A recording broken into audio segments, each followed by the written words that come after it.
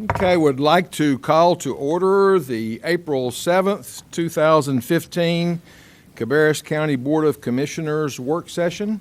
Welcome. It's good to have everybody here today, and I hope everyone had a nice Easter holiday. At this time, I would entertain a motion to approve the work session agenda with the changes and additions that are included on the back of the agenda. Okay, have a motion and a second. All in favor say aye.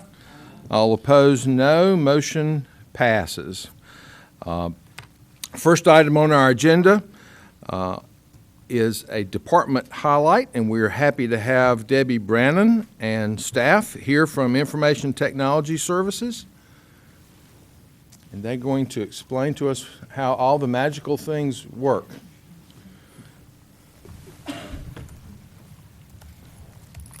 My computer going to sleep as I walk up here. So is it strange as I was walking up here that I had the theme show from Shark Tank playing in my head? Well, maybe not. If you're, let's go with it. So if you're not familiar with the TV show Shark Tank, it's a reality TV show where entrepreneurs go before a team of investors and try to convince them to invest in their company. And the show starts something a little like this. Hello, Commissioners. My name is Debbie Brannon. I'm the IT Director for Cabarrus County, and this is Todd Shanley, the IT Manager. We're here today to tell you about Cabarrus County Information Technology Services and to seek a $5 million budgetary investment in return for 100% equity in ITS for the citizens of Cabarrus County.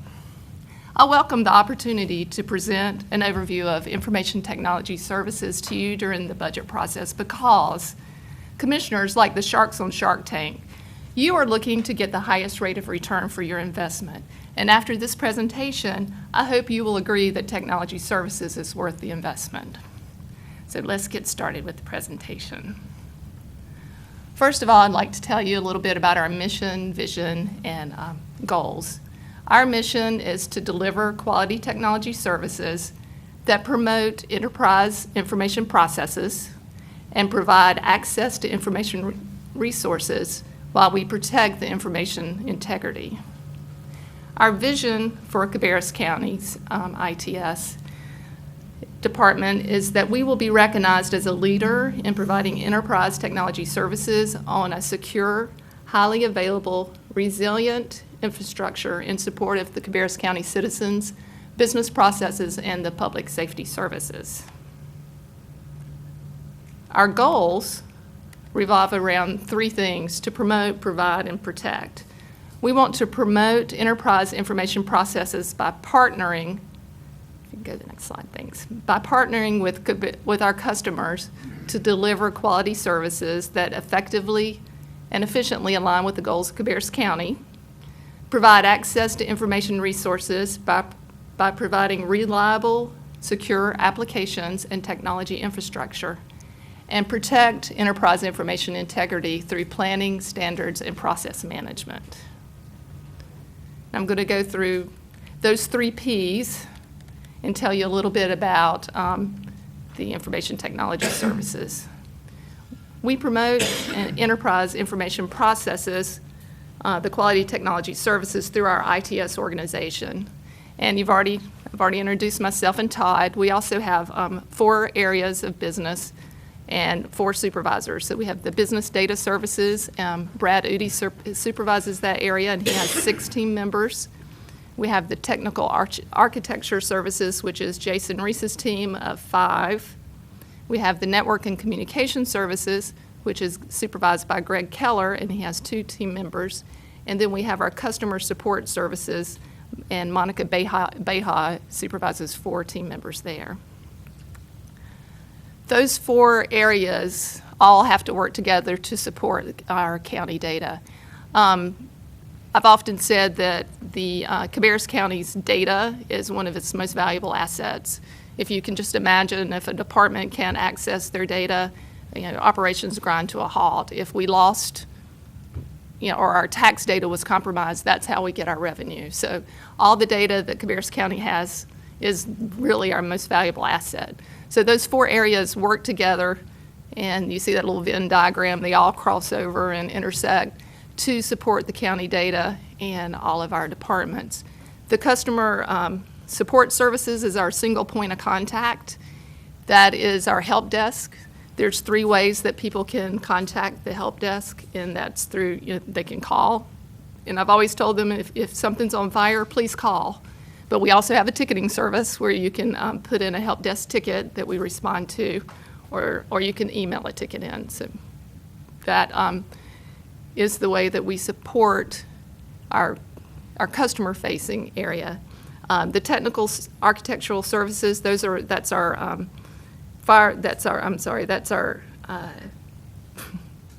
here's my tech. Those are servers, our storage, our desktops,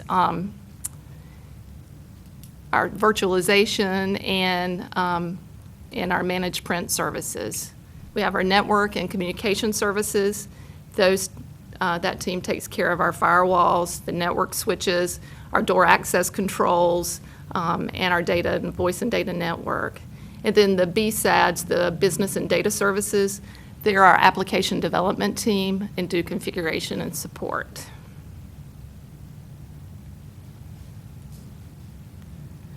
So to continue with the quality technology services and in support of our mission, we're very excited and proud to have been ranked number 2 last year in the Center for Digital Government National Digital Counties Survey. We also had several local awards and regional awards. Now we can get into we promote a lot of local and regional partnerships. We have E911, which we maintain the consolidated public safety answering point infrastructure for the Cabarrus County Sheriff, the Concord Police Department, and the Kannapolis Police Departments. We provide a backup site for those 3 entities and are currently working with Union County to provide a backup site for them. Todd's also been working with the Kannapolis Police Department. They're going to relocate into our backup site during their relocation. So that's one of the partnerships that we're working with the area municipalities. GIS has always been an area that we've shared and with all the municipalities. We have our E911 address data layer.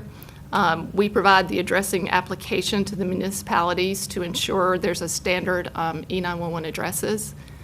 We host that consolidated addressing layer for the counties and the municipalities.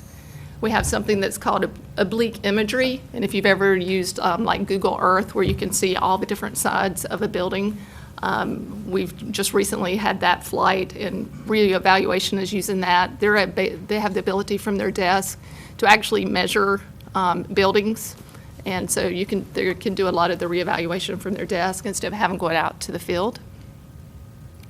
That contract was negotiated so that we can share that data with all the municipalities. We also have the ability to access a cloud service from that vendor, and we negotiated that contract so the municipalities could access that data at a per seat cost. And we've always been able to share before Google Maps was even popular, we were sharing our tax maps regionally and with the state and other municipalities. Other partnerships that are going on right now, we have Excella, which is our planning and permits and inspection enforcement software. When we first implemented this, we provided access to several municipalities that were involved in the plan review process on the county side, so that they could do part of the plan review and mark that off on a workflow. So it was a kind of a digital workflow. Since then, we've been working with the City of Concord. That project is ongoing right now, so we're hoping to have that. We actually have a meeting tomorrow to continue with that project to get the one-stop shop implemented between the 2 municipalities. And when we first implemented our Excella, we also worked with the Cabarrus Health Alliance because they have they had to do a permit for the septic systems And that was part of the process for Cabarrus County, so we gave them a seat with Excella in order to be able to do that. We have some relationships with our volunteer fire department through our emergency management. The volunteer fire departments, we host the firehouse database for the volunteer fire departments. That allows the fire marshal to do his state reporting. We also are providing some mobile computing services for the volunteer fire departments for their computer-aided dispatch. Online reservations and registrations. We've always had a partnership with the Cooperative Extension and shared that system with them. And just recently we started working with Cabarrus County Schools, and soon you'll be able to reserve elementary school fields through the online reservations and registrations. Other partnerships, it's a long list.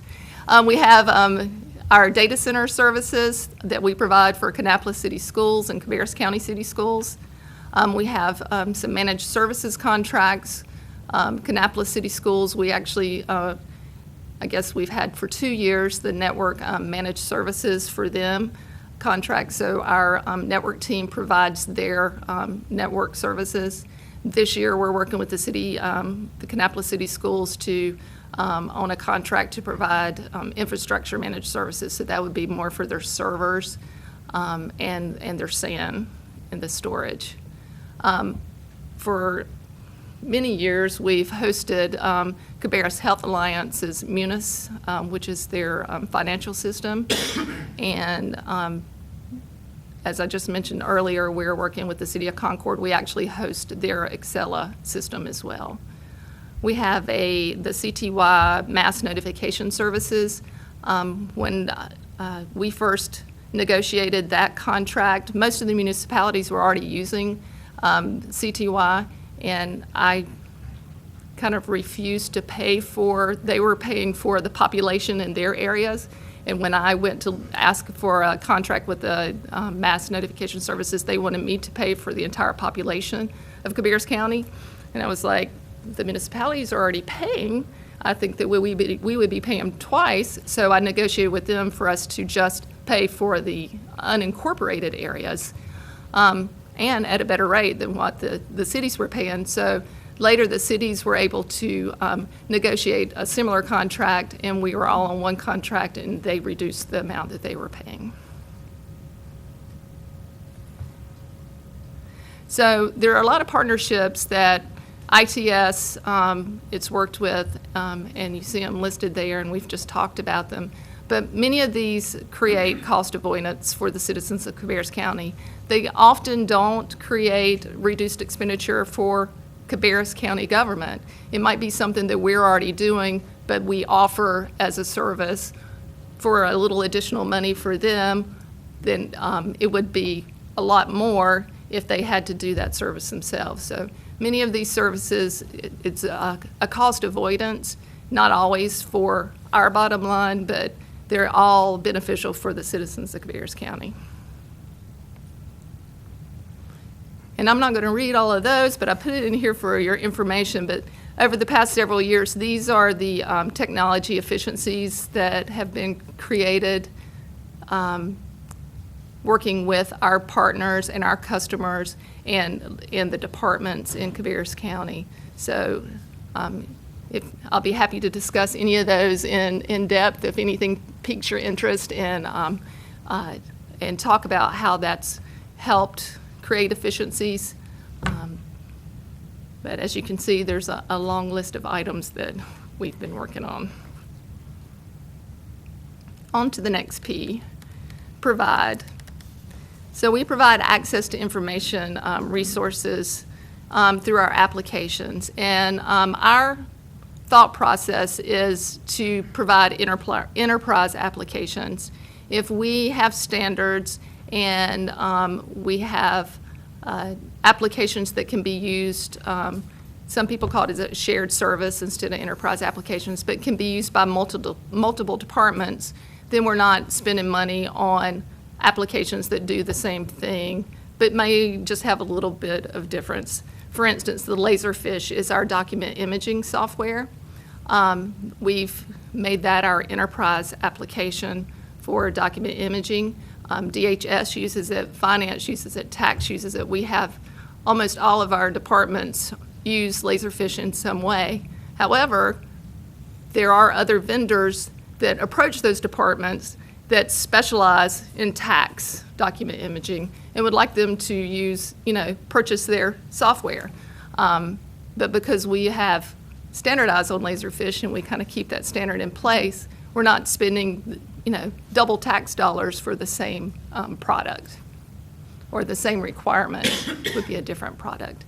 And as you can see there, Rec 1 is our new reservation and registration software that just went live last week with the active and living active parks. Parks, ALPS. I always just refer to them as ALPS, but active living and parks, cooperative extension, and soon the Cabarrus County Schools.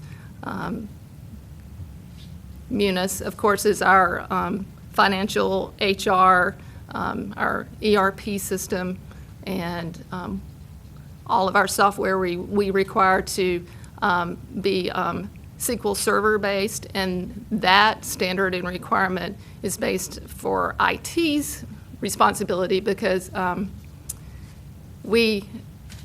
DBAs are expensive, and if we had to have a SQL DBA and an Oracle DBA, then that would increase our expenses in IT. So.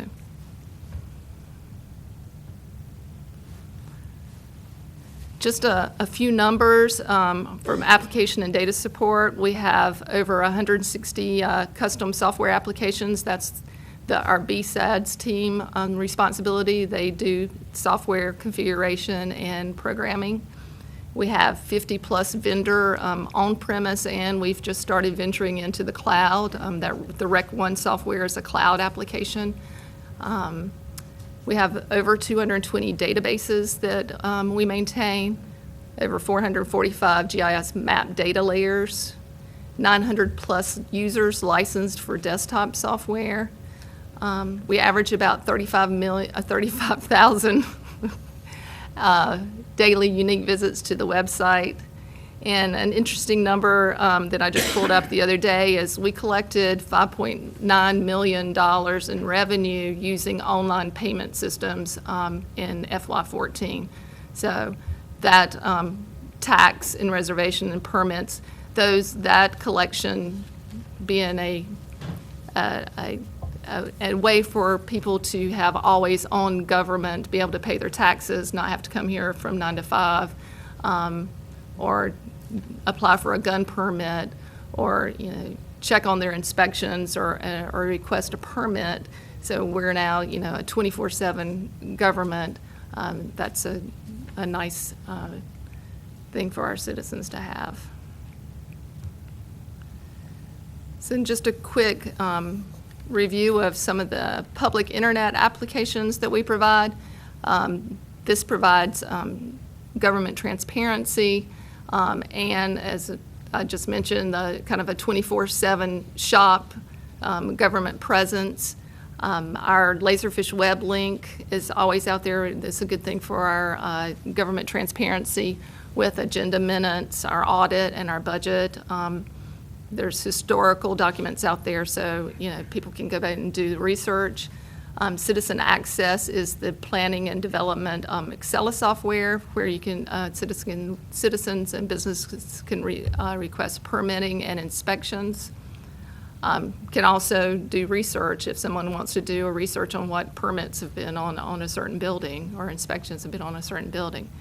I've already mentioned the CTY Blackboard Connect, which is our mass notification system, and that too we've used as an enterprise application. EMS uses it to communicate with their employees. It enabled them to be able to get rid of their pagers. The library uses it to call for their books on hold and their overdue fines. Previously, they had to have staff dedicated to making those phone calls one at a time. So now we can extract that information from their library system, import it into that mass communication system, and do that automatically. We have the Elections Polling Place Finder, which helps people locate their polling places. Online employment applications now is available for people to search for open positions at Cabarrus County and make their application online. We have finance vendor self-service, which allows the vendors to search POs and checks and invoices and hopefully cut down on some of the calls on, has this invoice been paid or is this check in the mail? Foreclosures online. So the tax foreclosure sales are listed. Always we've had the GIS interactive mapping service. That was one of our very first public-facing services that we provide on the internet in 1995? 98.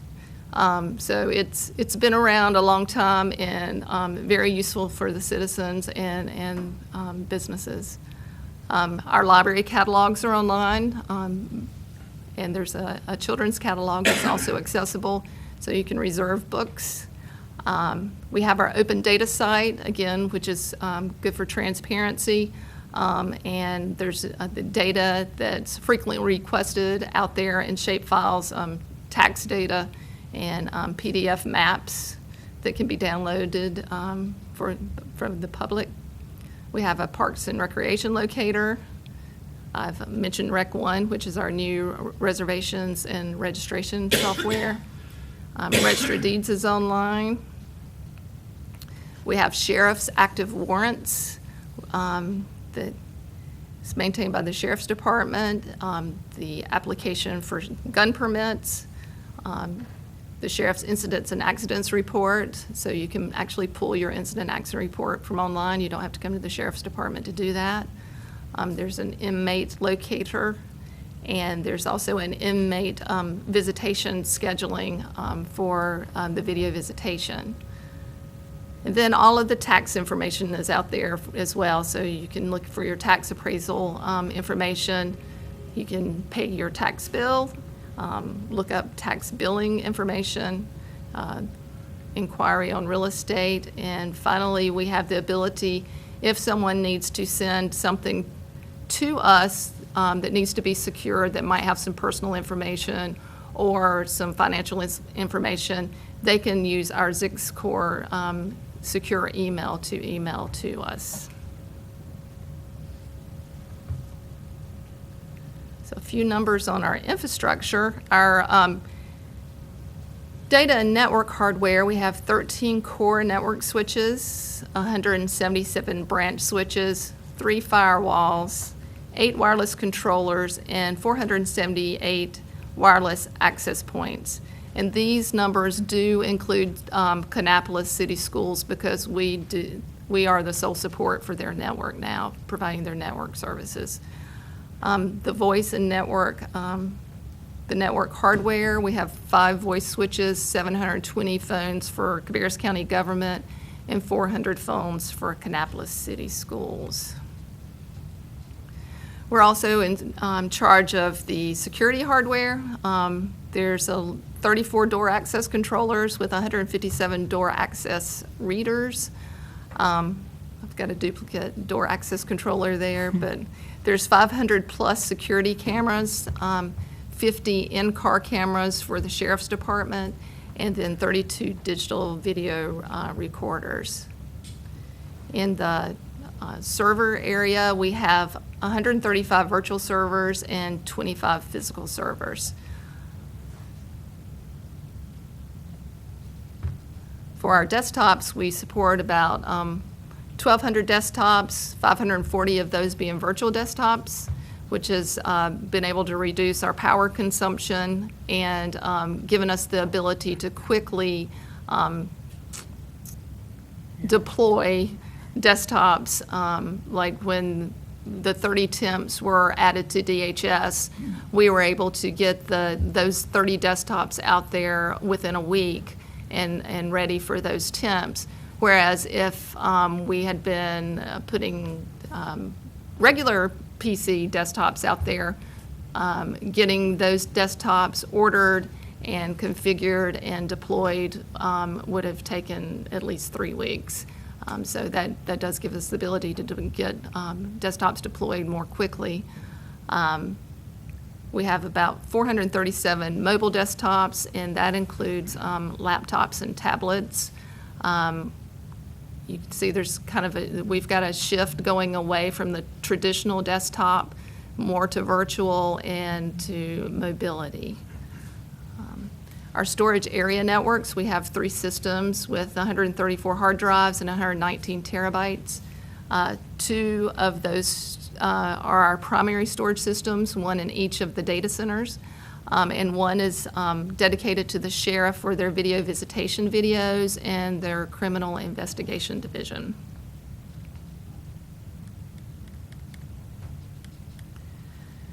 So we're going to talk a little bit about how we protect access to information resources. I've already talked a little bit about standards and our enterprise software. So ITS reviews all the projects that require technology to ensure those plans meet enterprise standards.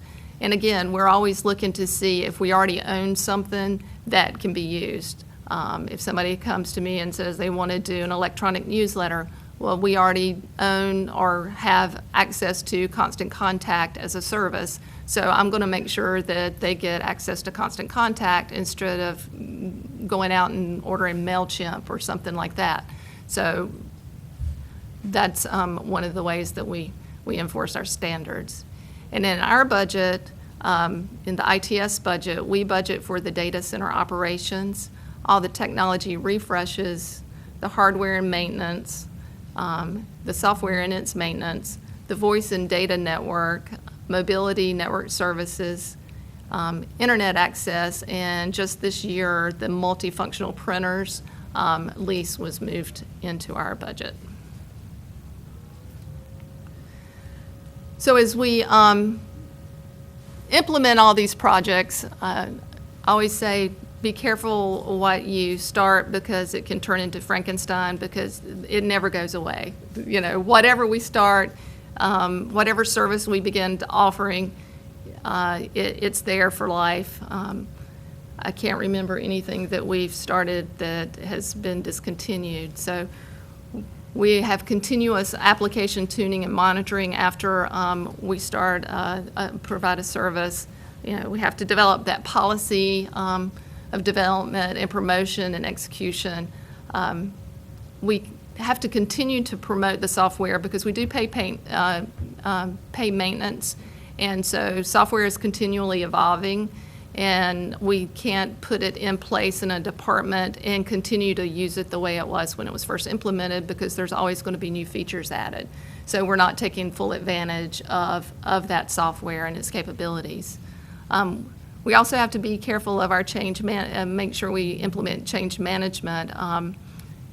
Requests can be made to make changes, and we have to do our risk analysis and make sure that there's not going to be any unintended consequences with that change. It may provide the requirement of one requester, but then break something that somebody else is using. So we do have, for our upgrade support, we require departments now to do testing before we move things into production as part of our change management to make sure that that there aren't any, or try to make sure, sometimes things slip through, but make sure there aren't any problems when we move into production to prevent downtime. And we're continuously looking for better ways to do things. I think that's one reason that many of the people work in our department is because they like finding a better way to do processes.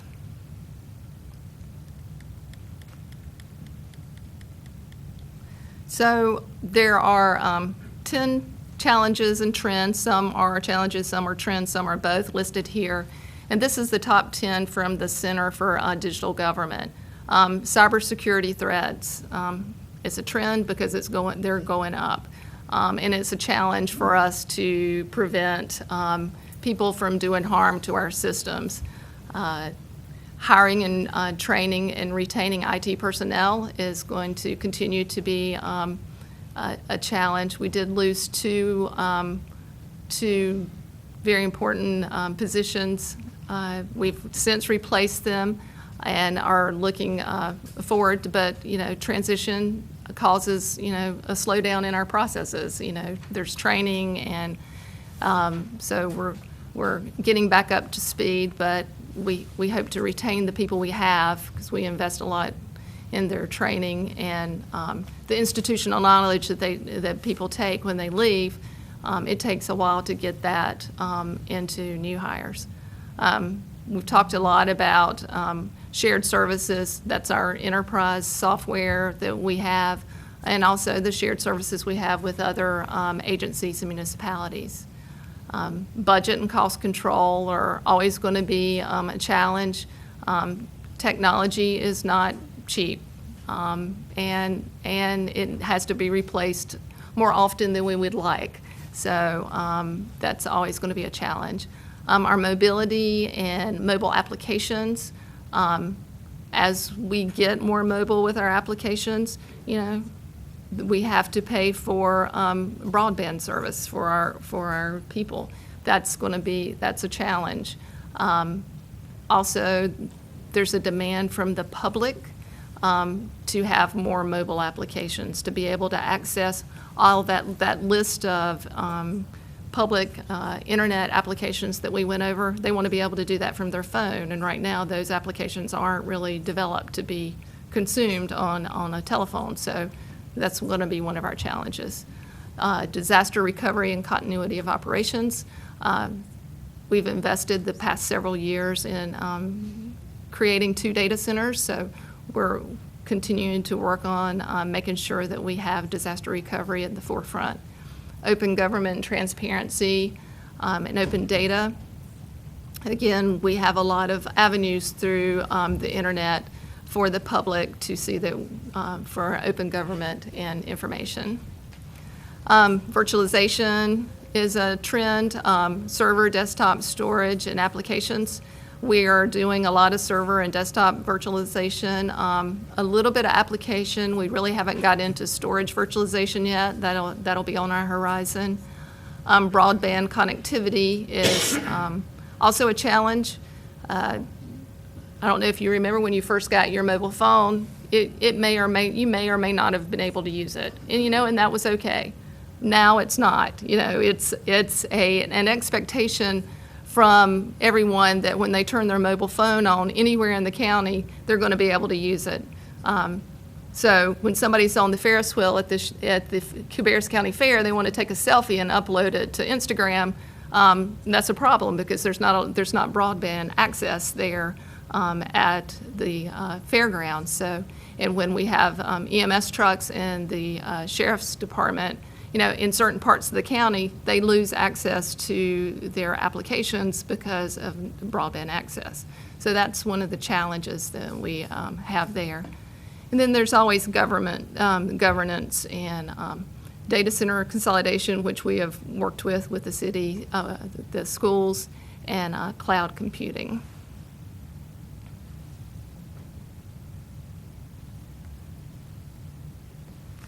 So the cybersecurity I've addressed under planning because we definitely need to continue to plan for that number one challenge there. And we recently met with a vendor to do a security analysis, and some of their key findings are addressed in our FY16 budget requests through hardware, software, and additional positions.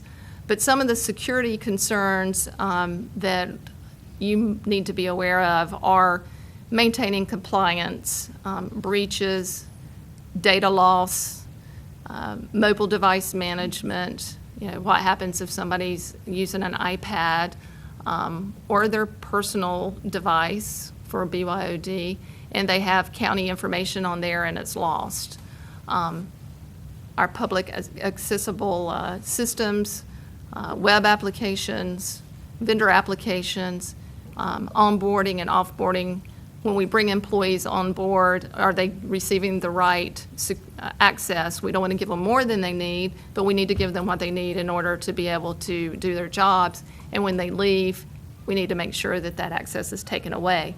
So those are all risk, as well as the data that we've identified that we have that is sensitive data, the personal health information, credit card swipe terminals, your public identifiable information, social security numbers, source code, any legal documents or economic development documents that may not be public documents. Those that would be sensitive data that we want to make sure and protect, and then some video recordings. So with this ever-increasing cybersecurity threat, we have to move to a protection, detection, and response security posture.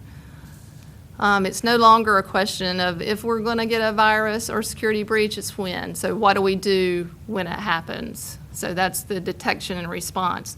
The scary virus or breach is the one we don't know about. So we've got to be able to detect that. So if there's somebody in a system, gleaning information and you don't know that they're doing it, that's scary. So we have to be able to detect that, and then what do we do to respond? We need to be able to analyze the data that's coming in and out of our systems. That way you can tell, what's a little suspect, why are these social security numbers being transmitted to Dropbox? We need to be able to identify that. Currently, we don't have personnel dedicated to a security team. Our network engineer and our system architects, team members, all support security in some way, but that's not their primary role, and there's really not enough time for them to maintain security policies, processes, and controls.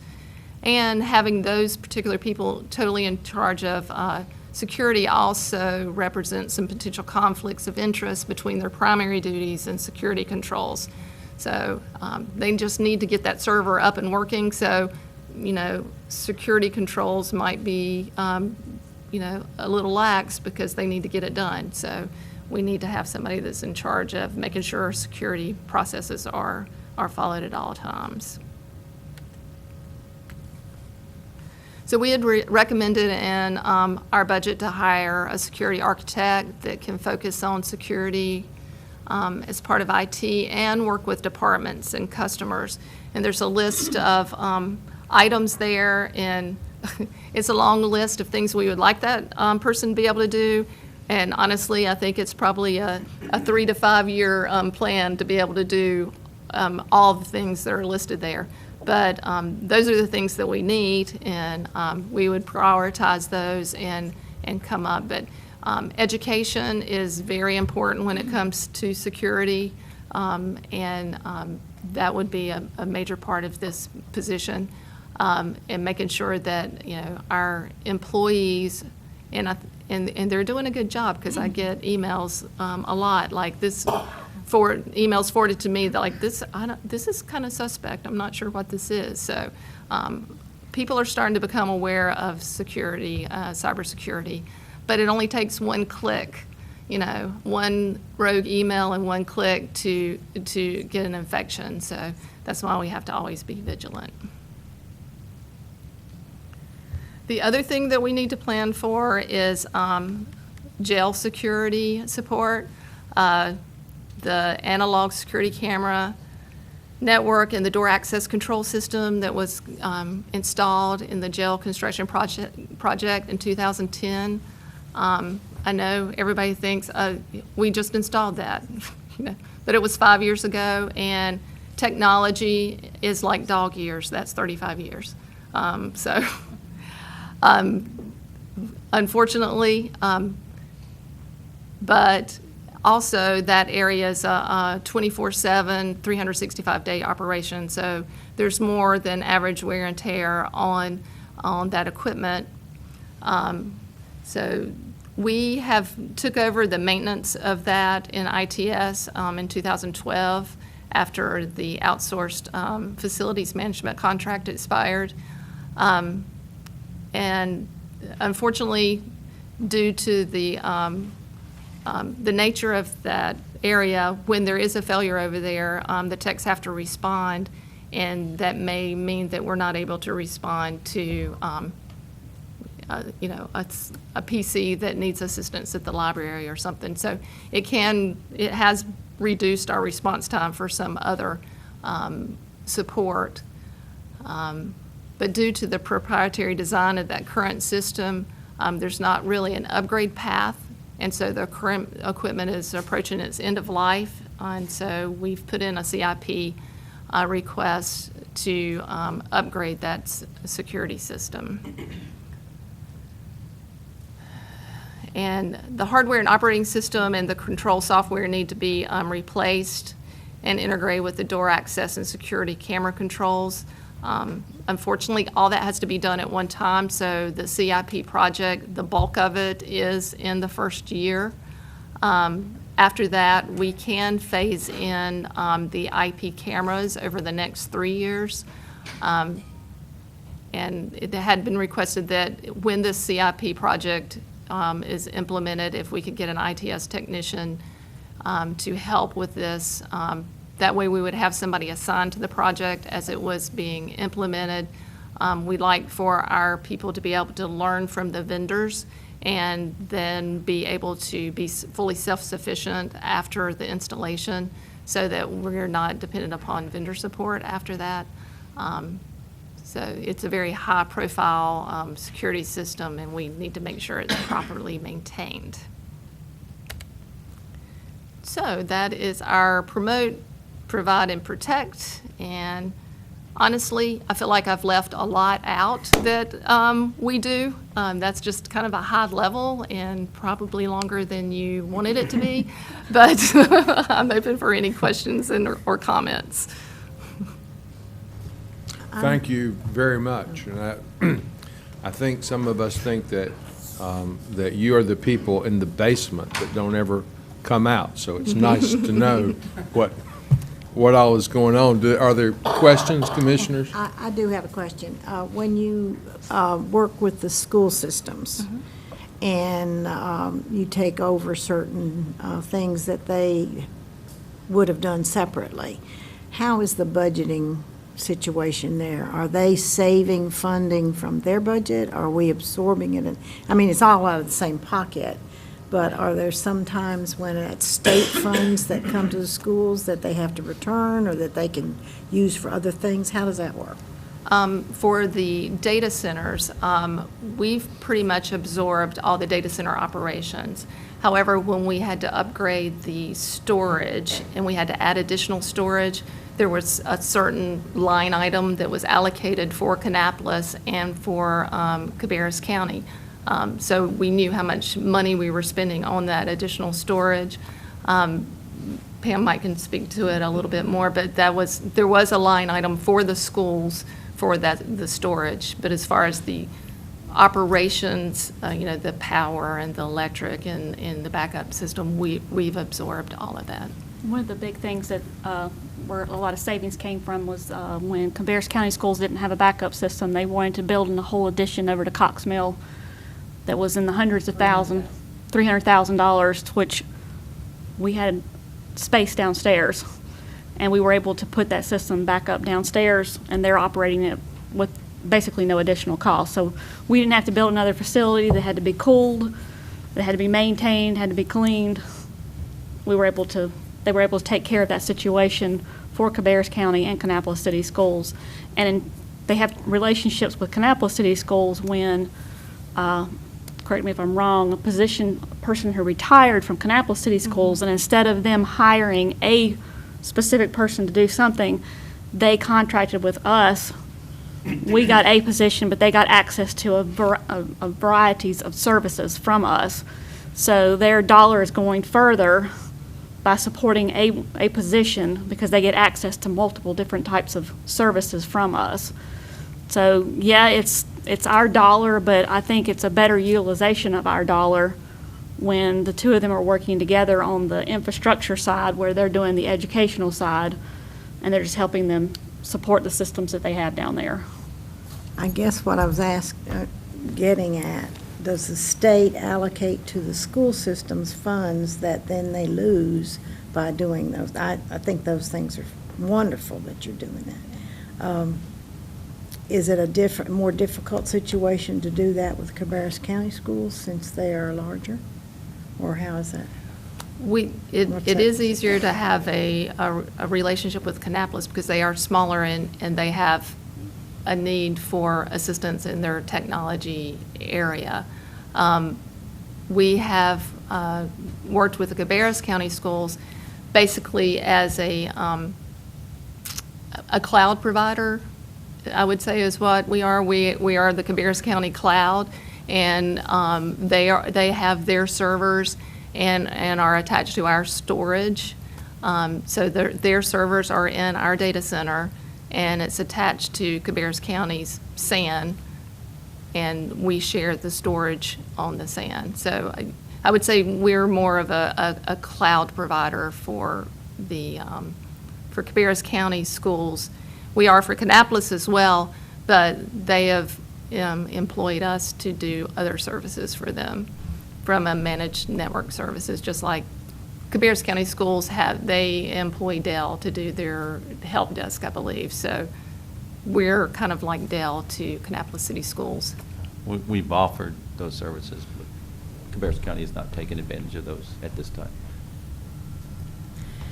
So I have two questions. I think probably I know the answer to the first one, but what is the biggest challenge that you have in retaining people? I mean, I agree with what you're saying, that it's much more cost-effective to maintain the employees you have. So what's the biggest challenge?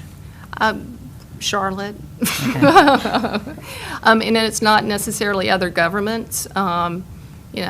We had Amazon move in, and we've got a data center moving into Kannapolis. So the challenge would be salaries. Right, that's what. What we do offer is flexibility with schedules and variety. Sometimes when you go to work for a Wells Fargo, you're pigeonholed into doing the same thing, day in and day out. Nobody in my department does the same thing day in, day out, because we support, every department in Cabarrus County, which is a different line of business, has a different software application. So it's challenging, but it's also rewarding. So I think that's one of the reasons that we can retain people, but unfortunately, people have to feed their families, and sometimes that's not enough, so they have to go for, more money. And the second question was, what percentage of the county has the broadband issues? Do you know? Ballpark? It's really, Lens Hunter Shop Road is probably the toughest spot. Jimmy can kind of speak to that, from a standpoint of living out in that area. So some of those areas out towards Mount Pleasant are really is where we run into the issues going up and down in those valleys. It's getting better every day. We see them upgrading towers, and we participate in that and encourage them to do some stuff on the towers that we own. But it's always going to be a challenge, because every time they upgrade, they're going to start in Charlotte and work their way this way. And the expectation is if they live in that Harrisburg or work on that Harrisburg side, that when they get out to Mount Pleasant, they're going to have the same speed, and it's not. So we were actually, just before I came up here, we were working on that very issue. So it's every day. Mr. Chairman, I have one question, please. And that is the oblique imagery. It's relatively new technology. Y'all have been using it, about 2 years? More like 8. It's been, okay. Yeah. Well, that's better than I thought. I was thinking that Brent said it was relatively new. But anyway, how is the accuracy sitting behind the laptop looking at a piece of property versus an actual visit? I mean, is there any type of I don't know type the percentage, variance? but the software that's used with the oblique imagery is proprietary, and so I would say the accuracy. I can find out for you, No, I'm but just curious it's higher than you would expect, and it really depends on at what level we flew. So part of our county where it's dense, we fly lower level and get a closer up image.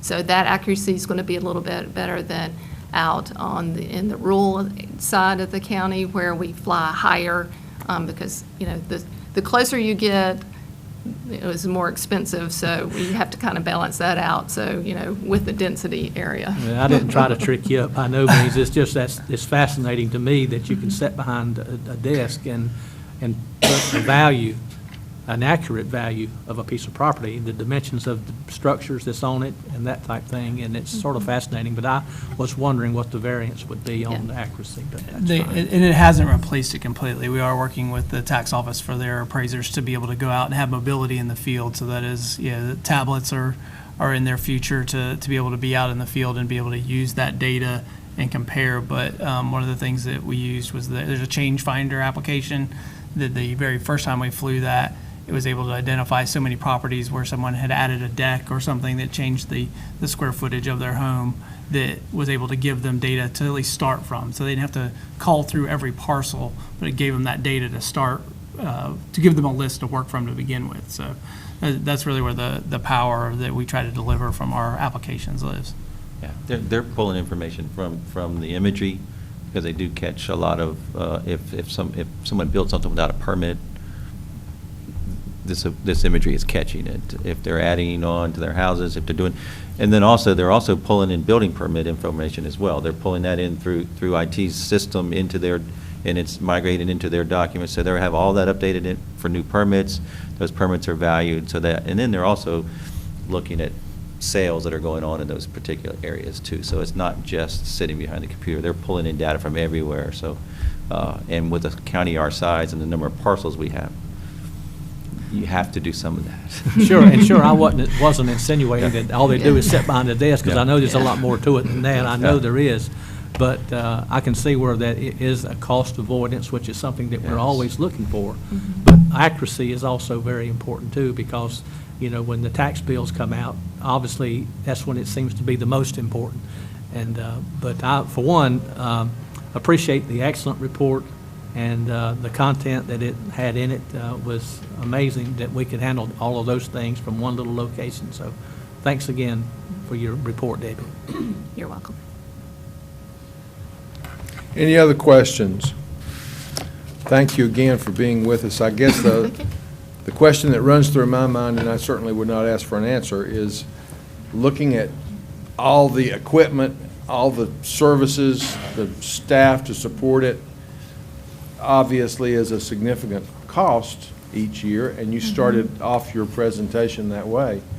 But to try to determine what it would take to handle the business of a county of 192,000 people without those resources, I'm sure would bear a really high price tag. So we appreciate what you do to help keep those things under control. Thank you. Thank you. Some of us have been here long enough that we remember typewriters and carbon paper and, massive rows of file cabinets, so. I have you beat. I remember telephones that didn't have a dial. Okay, next item on our agenda is 3.2, Advisory Board Compensation, and you have some information included in your agenda, and I will turn that discussion over to County Manager Downs. I know a few of you on the board have had a request or at least an inquiry of concerning board pay or board member pay, more especially on our Human Services Board. To give you an idea of what, we have a lot of boards, you have a lot of advisory boards or appointed boards that are out there.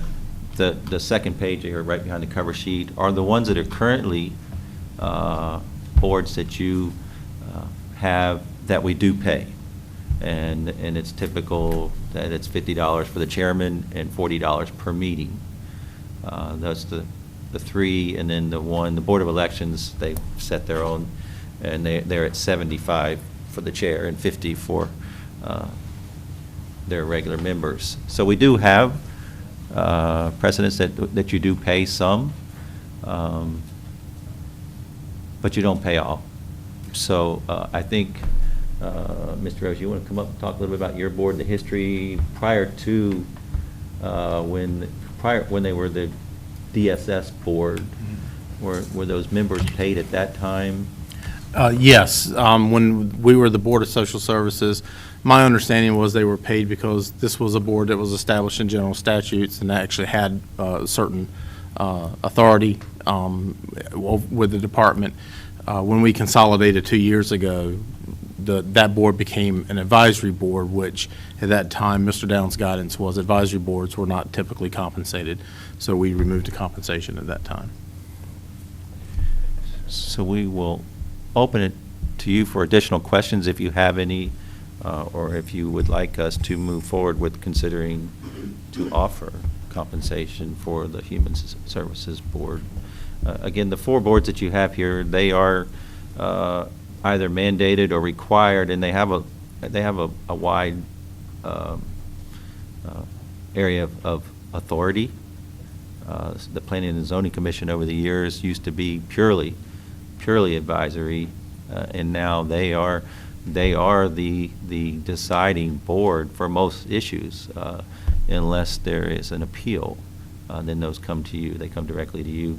Board of Equalization and Review, they act independently of you. They're appointed by you, but they act independently. The Board of Elections as well. The Active Living in Parks, they're a long-standing board. They are an advisory board to you, but for the most part, historically, they've acted independently. They come to you for policy changes and those type issues, but they have acted and continue to act most of the time independently of this board. And therefore, I don't know if that was the entire reason why they were compensated at the time. I don't know all of the history there, but we did want to make sure that there is precedence. These are the boards that we currently pay, but you do have other advisory boards that are not compensated for their time. So they're purely voluntary. Okay, questions, commissioners? I would like to see what the budgetary impact would be, before we move too far along with it, because as you know, there's a lot of advisory boards that we have to appoint. We have, since the request was from the Human Services Board, Ben did create a line item just for that compensation. Was it 3,200? Yeah, I believe it was. Somewhere in Yeah, it that was like general area. It's 5-member board. 5-member board, so 4 of them are getting monthly compensation for $40 each, and then the chairman would receive $50, 12 times a year. So $600 for the chairman, and 12 times, so $480 for the members. So you have somewhere in the $2,500-$3,500. So we're just speaking right now for DSS, is that right? That is the only one that has actually made a request Okay. of myself, and I think of Ms. Minor as well, being the liaison on that board. Only reason I asked that was because, like I said a while ago, we've got a lot of other boards as well, and then they might start lining up, and it goes from a voluntary position to Sure. a paying relationship, and but We, DSS, staff is I not have- recommending that you do this. No. This is totally, yeah. But for that small amount, that's no big deal with me. But when you look up, when you've got 10 or 15 lining up at 3,200, 3,500 each, then you're looking at a pretty heavy little hit. I think that would be my question as well. What would be the total budgetary impact? If our policy is that all boards are compensated, I imagine that would be. Do you have any idea how many other advisory boards? Well, there's a lot of them, I know. There's 30 to 35 boards and committees listed on our website that you appoint to. 35 boards and committees. And so can you think, are there any of them that would have the level of authority or autonomy that these 4 that you've presented to us? Are there any? They're all advisory boards. So it kind of sounds like maybe we already have a policy established. Perhaps it's not been clearly defined. Any other comments, Commissioner Minot? I just had a question about the active living in parks. They don't have a statutory, they don't have authority like the equalization and review but it has been customary. Is that what I'm hearing?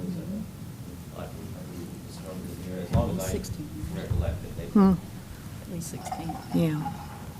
Well, I think if we don't have parameters, I mean, we need to establish some parameters for this. If Because the board it's- chooses to as direct us, he's we can pointed draw out, up those you policies, know, so. And as she has just sort of shocked me with the 35 boards,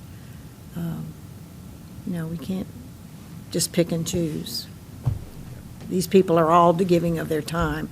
What they're giving their time for is really irrelevant. They're all giving of their time. That's right, and I think should all be treated equally. Would that be the direction of this board to ask staff to come up with a written policy in that regard that would be our guideline? I see some yes, head nods. We will take that and we'll move forward. We will do some research of what other counties are doing in the state as well, and then we'll come back with a recommendation. Great. Thank you. Thank you.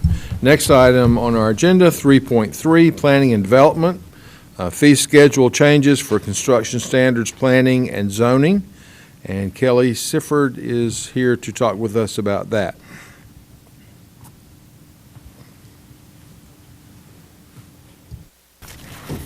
Good evening. A couple months ago, we brought before you a proposal to change our fee schedule for building inspections and make some adjustments in the planning and zoning fee schedule. You had requested that we go back and get some information on what some other jurisdictions are charging, and some more information on the budget itself, and so we have provided that to you in the documentation.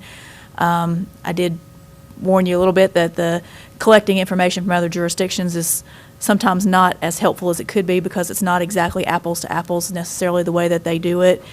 And of course, if we all are standing there looking at each other, you can maybe arbitrarily raise it or lower the amount because we're all comparing ourselves to one another rather than actual cost. So we did provide you with a spreadsheet with actual cost for the current year, as far as we could up to date, and then the projections for next year based on the line item budget, soft cost or indirect costs that are produced by a outside agency. We have a consultant that does that. The indirect costs are typically used for grants and things like that, for us to recoup costs for things such as IT services, finance services, HR, building depreciation, insurance, all kinds of things. So that's what the indirect cost number is, legal services, things like that. And that is always a year behind, so that's why you see the same number, because we didn't have the updated number for this year in that number. So as you see, actually I'm not sure why that one's in there. That was, I guess, the original estimate. After finance staff sat down with me, they came up with a number of $191,093 that we would be, I guess, in theory, in the red if we seek to capture all of our cost, including our indirect cost. So in order to cover that cost, I would recommend a 6.5% increase in the in permit fees. That will get us an additional $197,000, so that gets us just over the $191,000 if you are seeking to recover all that cost. And again, we also have the planning and zoning, which I don't think anybody had any questions about that last time, but that's also as part of this. We are requesting that you give us guidance for the budget and make it effective July 1st. I did not get any feedback from the building industry. We did ask them more than once, and did not get any feedback, so I do not have any feedback from them on this. So are there questions? There was a meeting held, correct? Yes, we Yeah, held so we you held had a some meeting. We feedback, so- talked with them. They asked for this breakdown, this spreadsheet with the everything, and we provided that to them and contacted them a couple times after that and said, hey, what do you think? Comments, and did not get any. Just a comment, because the two of us had talked, and I was not able to, with the break, to forward that information, though there is a event on Saturday. Okay. And if I can get hard copy or two, I'll Yes. take it with me Saturday. And a number of builders will be there at that particular event, and Ann should be there too. And I can ask them again, one more Okay. try, Okay. and see if I can get a response from them. So Absolutely. the local building industry is, Ann Cronella, who's been the longtime director, is moving. I don't know exactly when her time is up, but she's relocating, and so there could be something with that. I don't want to say that's what it is, but I can take that Saturday and see if I can't get a response from a few of the actual builders, contractors that'll be at that event. So. And the only other thing, I guess, to add is there is some legislation out there that could potentially change and redefine exactly what all building revenues can go to support, but we'll give you more on that as that develops. We've sent comments back through the organization on that. And we talked about this last year before you three were on the board. We didn't make a change then, but remind me if my memory is correct, because it could be wrong, that one of the ideas behind this with the building industry at that time that you talked to was, if you can get us quicker response time and therefore we get a better service from you, we don't mind paying a little bit more. That was what they had told us at that time, that as long as it was going toward proper staffing of the department so that they could get next day service, that's their expectation, and that's the expectation that we have set years ago. We are consistently doing over 1,000 inspections already a week right now, and we're not fully into the big building season, so we do expect some significant increases yet in inspection numbers. 13 in the field. Only question I have is, these, of course, are projections other than the actual number. Well, these are 2016 projections. Yes. And I think that I heard it said one time that we can't actually make money on inspections, but we can at least cover our costs. Right. And my concern is it's only $6,000 difference between $197,000 and $191,000. One, I'm just thinking if maybe that 6.5% could be adjusted to reflect the $191,000 projected shortfall, rather than putting ourselves in a $6,000 potential profit or a gain, Yeah. which would statutorily be wrong. Yeah. We can adjust it. We just kind of went with the 6.5 because it was the closest round Easiest figure. round number. I understand But we that, can, but- we can take it down and get it precisely to the 191. That's what I to the would suggest, percentage-wise. but I'm just one, but that way we know we're safe. We don't have to worry about, hey, you guys charging more than everybody else. And incidentally, I did have one complaint from a builder, and he said the fees were already higher than neighboring counties. And so, I'm sure that particular person will be watching the outcome of this particular subject. But I think that we ought to at least just adjust it where that it will reflect what the projected shortfall is and not go above that. And then I know that we'll be safe statutorily. Yes, it could also be said that if our volume of inspections increased to the level that we found ourselves in that position, we would probably be out scurrying around trying to hire another inspector, which would more than consume any potential profit. And the comments that I've gotten have been more along the lines of, why does it take so long for plan review, those kind of things. If we need to pay more to get better service, then let's do it, because the cost to them when they're delayed is far, far greater than the permit fees.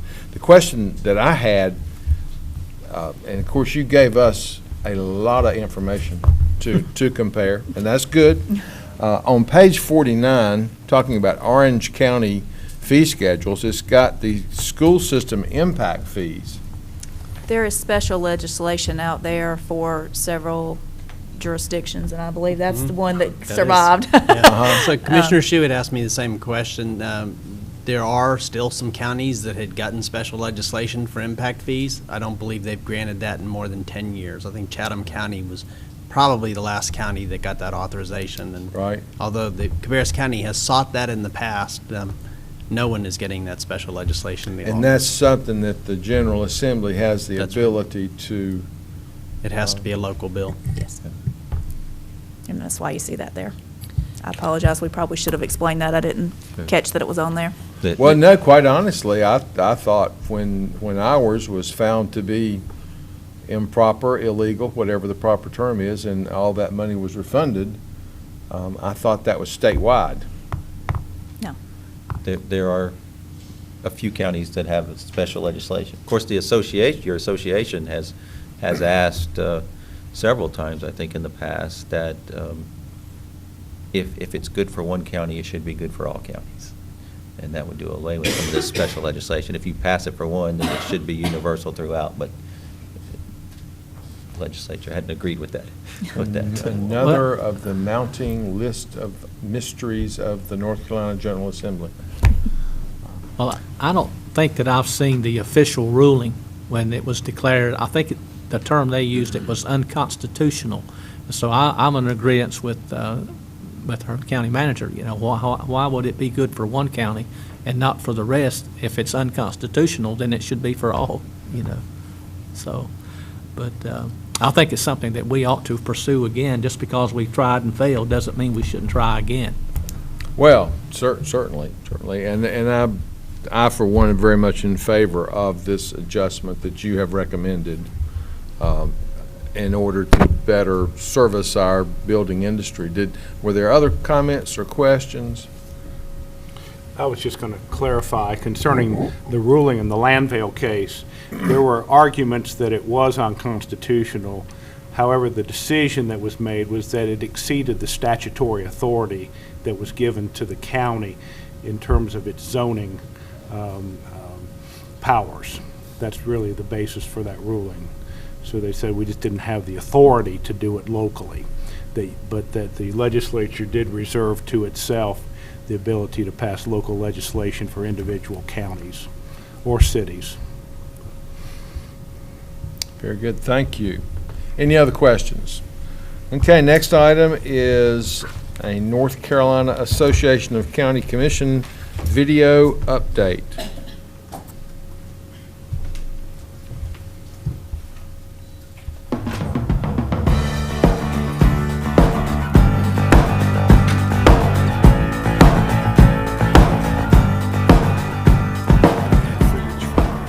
Hello and welcome to the April 2015 County Update video from the North Carolina Association of County Commissioners. In today's video, we'll introduce you to the 2015 NCACC Annual Conference keynote speaker. We'll tell you about the NCACC's premier grassroots advocacy event, the 2015 County Assembly Day. We'll discuss National County Government Month, and we'll tell you how NCACC Risk Management is providing a higher level of services without an increase in rates for members around the state. So let's start with the 2015 annual conference. The keynote speaker at the conference hosts the Start With Why podcast that is downloaded in nearly 130 countries, and he is an international speaker and consultant. He believes that every person deserves to wake up inspired to go to work and to come home at the end of the day fulfilled by the work they do. David Mead works with leaders to help them create an environment where people show up to work because they want to, not because they have to. An environment in which people are inspired to contribute to something bigger than themselves. His presentation contains 5 principles that, when combined together, can bring an environment of engagement, innovation, and breakthrough. Mead will address attendees at the opening general session of conference on Friday, August 21st.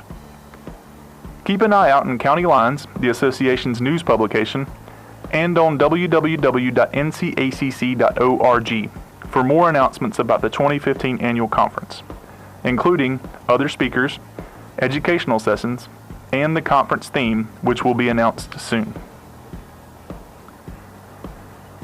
The NCACC will host its 2015 County Assembly Day on Wednesday, May 6, 2015, at the Quorum Center in Raleigh. County Assembly Day is an important part of the county advocacy efforts of the association. The event provides an opportunity for North Carolina county officials like you to meet with and hear from state legislative leaders and to meet with their state legislative representatives in Raleigh. The event begins in the morning with a legislative update from the NCACC staff and remarks from leaders of the General Assembly. After lunch, attendees visit the North Carolina General Assembly to meet with members of their delegation to discuss specific county issues that are currently percolating in the legislature. County officials will be provided handouts and information about these issues that they can share with their legislative members. To encourage participation by elected officials, the association has waived the pre-registration fee for county commissioners who sign up before April 24th. All others must pay the pre-registration fee. After April 24th, county commissioners and staff must register on-site and pay the on-site registration fee.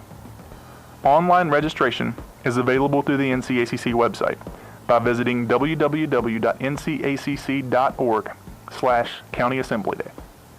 During the months of March and April, the NCACC is holding its yearly series of district meetings. This year there are 6 meetings held as far west as Jackson County and as far east as Onslow County. The meetings are designed to be both an update on advocacy issues for attendees and an opportunity for the NCACC to hear feedback from counties about meetings or interactions they've had with their own legislative delegation. Each year we publish a map like this one on our website highlighting which counties have planned and held meetings with their legislators. Each year we send out a packet of meeting materials that highlight the key issues for counties. This year, as usual, we've had great participation from counties, but we always strive to improve and would love to see this entire map filled every year. Also remember, to stay on top of legislative issues affecting county government, you can subscribe to our legislative bulletin by visiting www.ncacc.org/legislative bulletin. Or you can watch our Made for Government television program, This Week at the General Assembly. Both are produced each week the General Assembly is in session.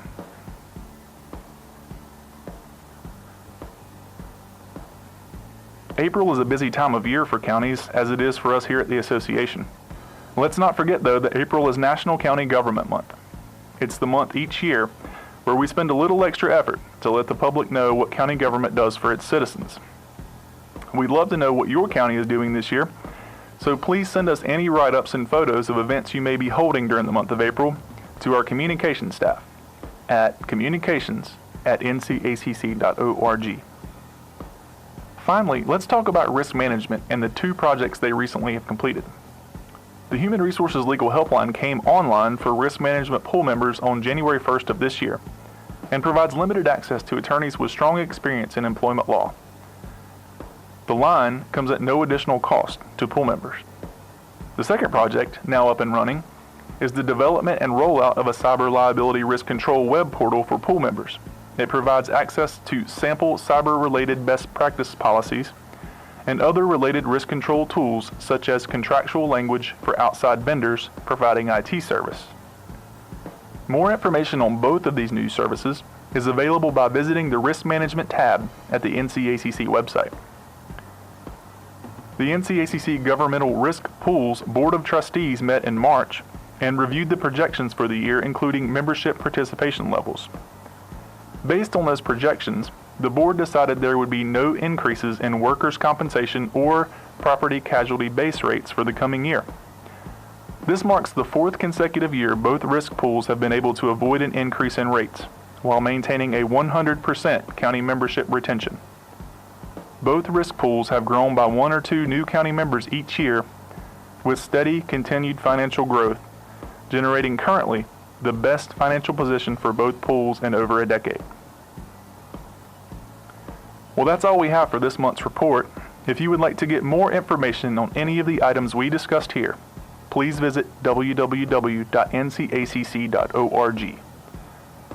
Or you can email us at communications@ncacc.org. We're always happy to hear from our member counties. Thank you for watching. We'll see you next month.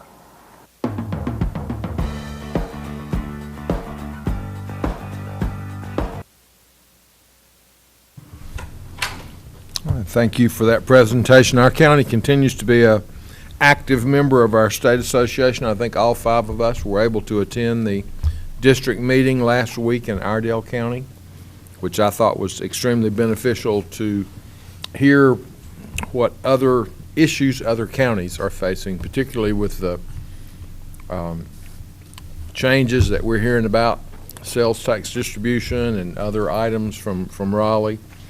I think it's very worthwhile for us to be involved in that.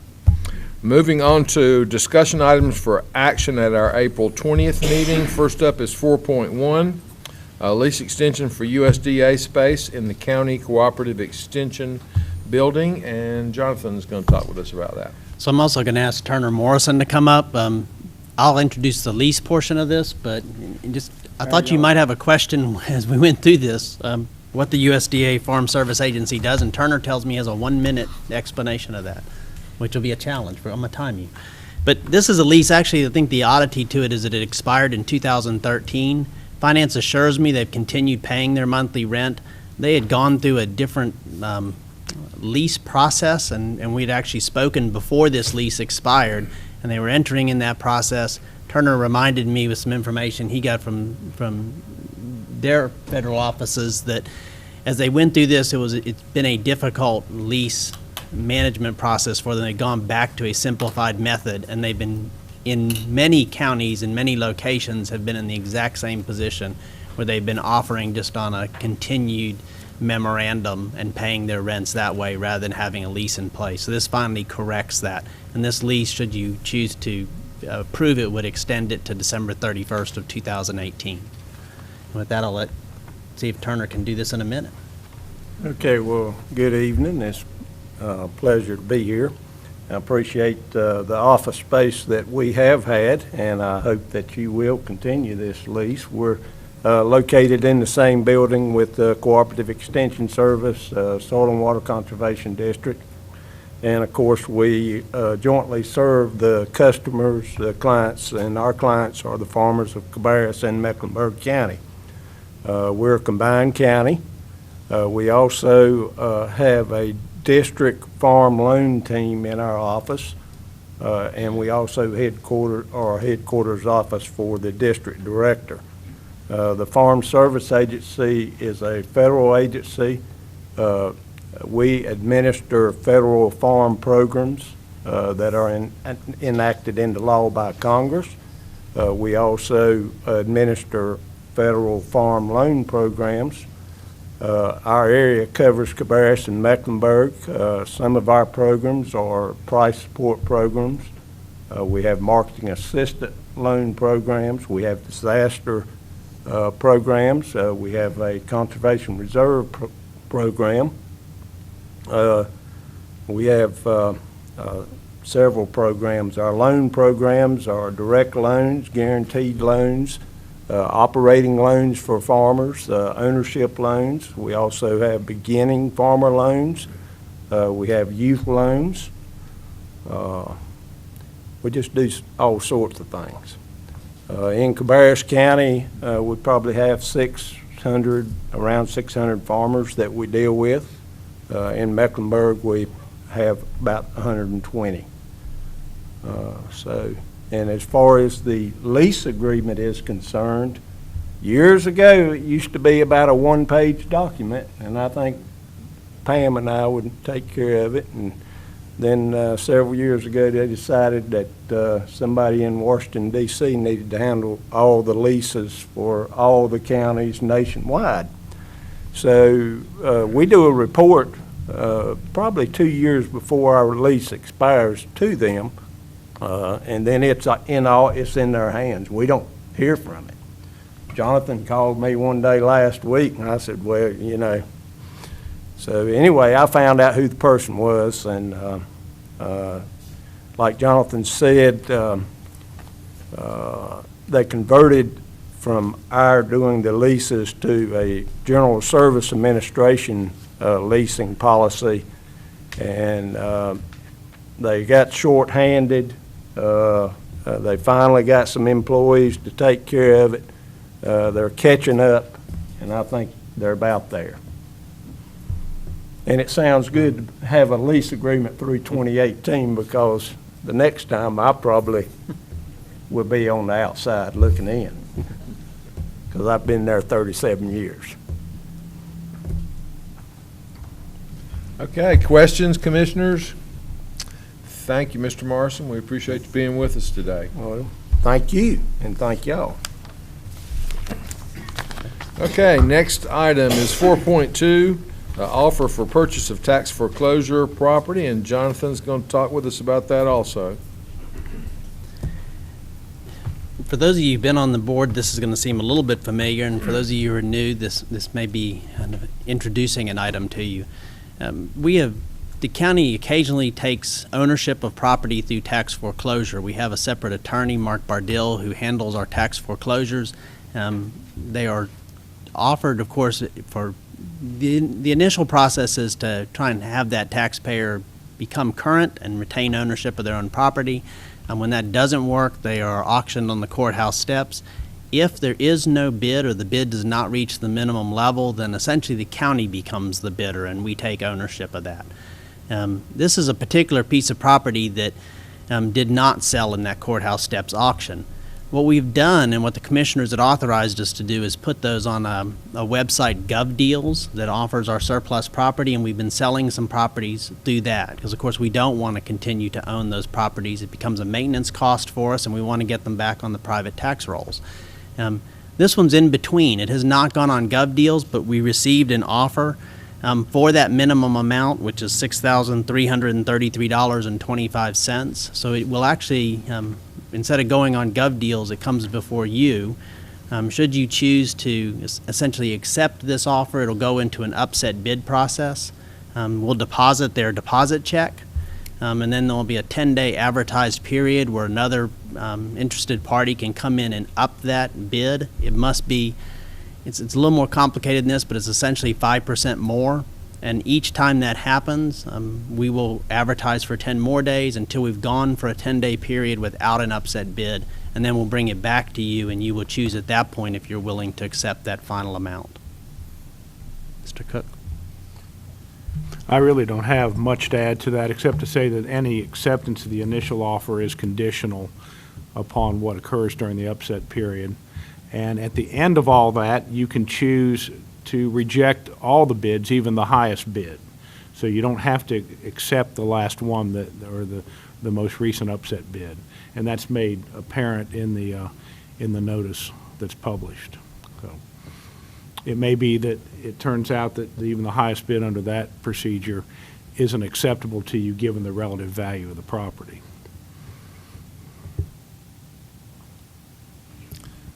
Questions, commissioners? I'm just curious, what does it cost each time we have to advertise it?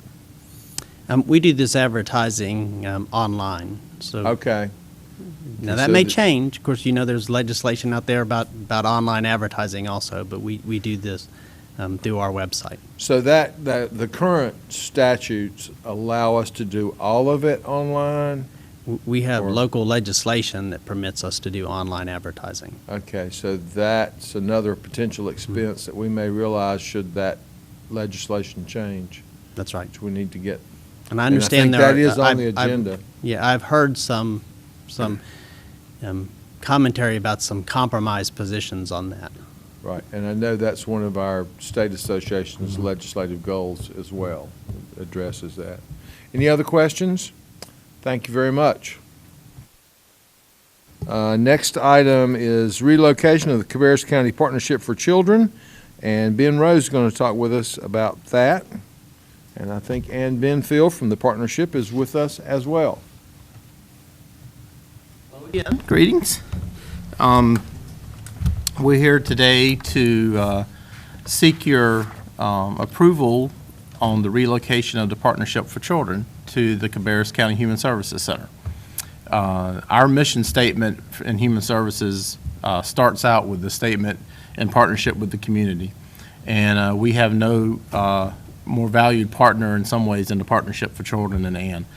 Ann and I, over the past year, have been working to create a new vision for child care services in our county. There are several subsidy, childcare subsidy programs. We administer one. Ann has quite a few herself now. And there's a lot of services available to childcare centers and to families. And we have created a vision to try to bring these services together under one roof, create one portal of entry for our consumers, because if you're a consumer out there searching these services, it can be quite confusing, and you've got 4 or 5 different places you can go. So we've had a vision to create a one portal of entry, basically, for childcare services. And that will involve a lot of detailed changes, and it'll really be a paradigm shift in a lot of ways on how we do these services. But one big change that would benefit us is actually to be co-located. And wouldn't you happen to know that the partnership is in need of space, and we have space. And we've worked with Mr. Downs to identify that space. It has its own separate entrance, so they would be, they would have their own space basically, but they would be in our building, which would be able to promote a lot of the projects that we are working on going forward. And we hope you would approve this request and think it would be very beneficial for both access and services to the citizens of Cabarrus County. And I'll let Ann say anything she'd like to say on that too. I can only ditto what Ben's talking about. We've been talking about the one portal entry because we do have multiple waiting lists for families in both school systems and at the partnership and at Department of Social Services or Human Services. So for a family seeking child care services or any kind of family services for parenting classes or whatever, being co-located together would be so much easier, which would also be easier for the partnership to be in closer proximity and contact, even though I seem to spend most of my time at DHS, to actually find out what are the true needs in the county. You guys know that we draw down dollars every year that are state dollars to provide services for children 0 to 5, but it would be easier for us to work more closely with DHS to know exactly what are those family services that you need for us to provide with state dollars, so that we can blend funds, both state and local dollars, to provide the best services that we can to the children and families in Cabarrus County. Thank you both. Questions, commissioners? I will offer some comments. It's been my privilege to serve on the Partnership for Children board over the past couple of years. I have heard a lot of discussion about the things and the collaboration and the things that DSS and the partnership, as well as other organizations, including the school systems, and the list is pretty long. And I think it's a really good example of what I think this board has tried to do to create those communication between other governments and other entities, and try to see how we can work together and create efficiencies and better serve our citizens. We heard that from Debbie and IT services as well. And so I think this falls perfectly in line with that. It's a way, some of the population that is served, and this has community needs assessment in the past have told us that transportation is a big issue for a lot of folks that need these services. And so for us to co-locate those resources so that they don't have to try to figure out how to get from here to there, I think that DSS is well served by the bus line, which is an issue with some of our other locations. So I applaud you both for putting your heads together and working this out. I think it will be a good thing. I'll say one more thing. In what you just said, in this one portal concept, we have both school systems on board with us. We foresee in the future, if we get this software developed, there would be one portal of entry no matter where they go, whether it be in Kannapolis City, Cabarrus County, or Department of Social Services, or if we co-locate with NDHS. Families could go to one place and it would be okay, because we're all at this point in time going to be communicating with each other. Whereas in the past, Cabarrus County schools didn't communicate with Kannapolis City schools, and vice versa, it was really difficult, but everybody is sitting at our table now on this one portal entry concept. And Cabarrus County Schools is also opening up parent resource centers in 5 of their Title I schools. So we're hoping that that could be a point of entry too for families, if that's going to be an access point too. So we've been working very closely with not only Cabarrus County Schools, but Cabarrus County and Kannapolis City Schools to make sure that we had buy-in from everybody. And this is kind of sort of unique and special, and I've researched it all over the state as far as Smart Start's concerned, and there's not one currently that exists anywhere in the state of North Carolina. So we're sort of in uncharted territories. We just want to make it work so that we can better serve the citizens in our county. Great. Thank you very much. Mr. Chairman, I have one question before they get going, and and thank you first off for the wonderful job and your commitment to children in Cabarrus County, because I've been around you just a short while and you can see it all over. She's all about children. But we talked about Cabarrus County schools and we talked about Kannapolis City Schools. Do we have any type of association with charter schools? Because, we actually fund that, That's a good question. Sure, 'Cause we that's can. that's a segment that if we're not looking into, obviously it's being left out. As far as child care services is concerned, they wouldn't be serving any preschool children in those areas, but it's not to say that we couldn't actually approach them and possibly look at sites for like NC pre-kindergarten, because we also administer NC pre-K funds. And that would be another access point for Cabarrus County Schools in the county. So they need to be at our table too. I think so. Mr. Shue, I will definitely approach them about this one portal concept. Well, thank you. And see if they want to be a part of it, as far as an access point for families. Well, that sounds like something that would interest a lot of people, so I appreciate your openness to think that. about that. We're part of the One Portal. We're working actually with Debbie's presentation. We're very fortunate to have Debbie in the IT department that we have. We're actually working on an online application that would be, again, people today access services by going to 3 and 4 and 5 different places. And what Ann's talking about in terms of One Portal is they could actually do an application online, and it would go to a clearinghouse that we're all involved with, all our partners, the Kannapolis City Schools, Cabarrus County Schools, DSS, and Ann. And then we are looking at that application to see where is the best fit for that service. And Debbie's even talked about doing a mobile app with it. So we are definitely looking at breaking some new grounds here, we hope. There's been some online applications done across the state, but not quite to the level that everyone's working together and we're doing a clearinghouse up front. And that's where, again, the co-location will help us even more.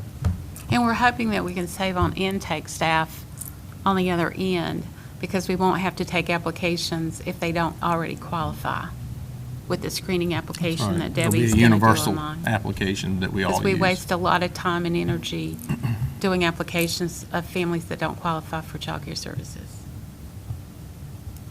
Commissioner Poole? Mike, is there an upfit cost? And when I look at the spreadsheet, the very last one says funding availability would be increased through savings on rent. So are they paying rent in that facility, or are we going to cover that expense? What are those? What's that look like?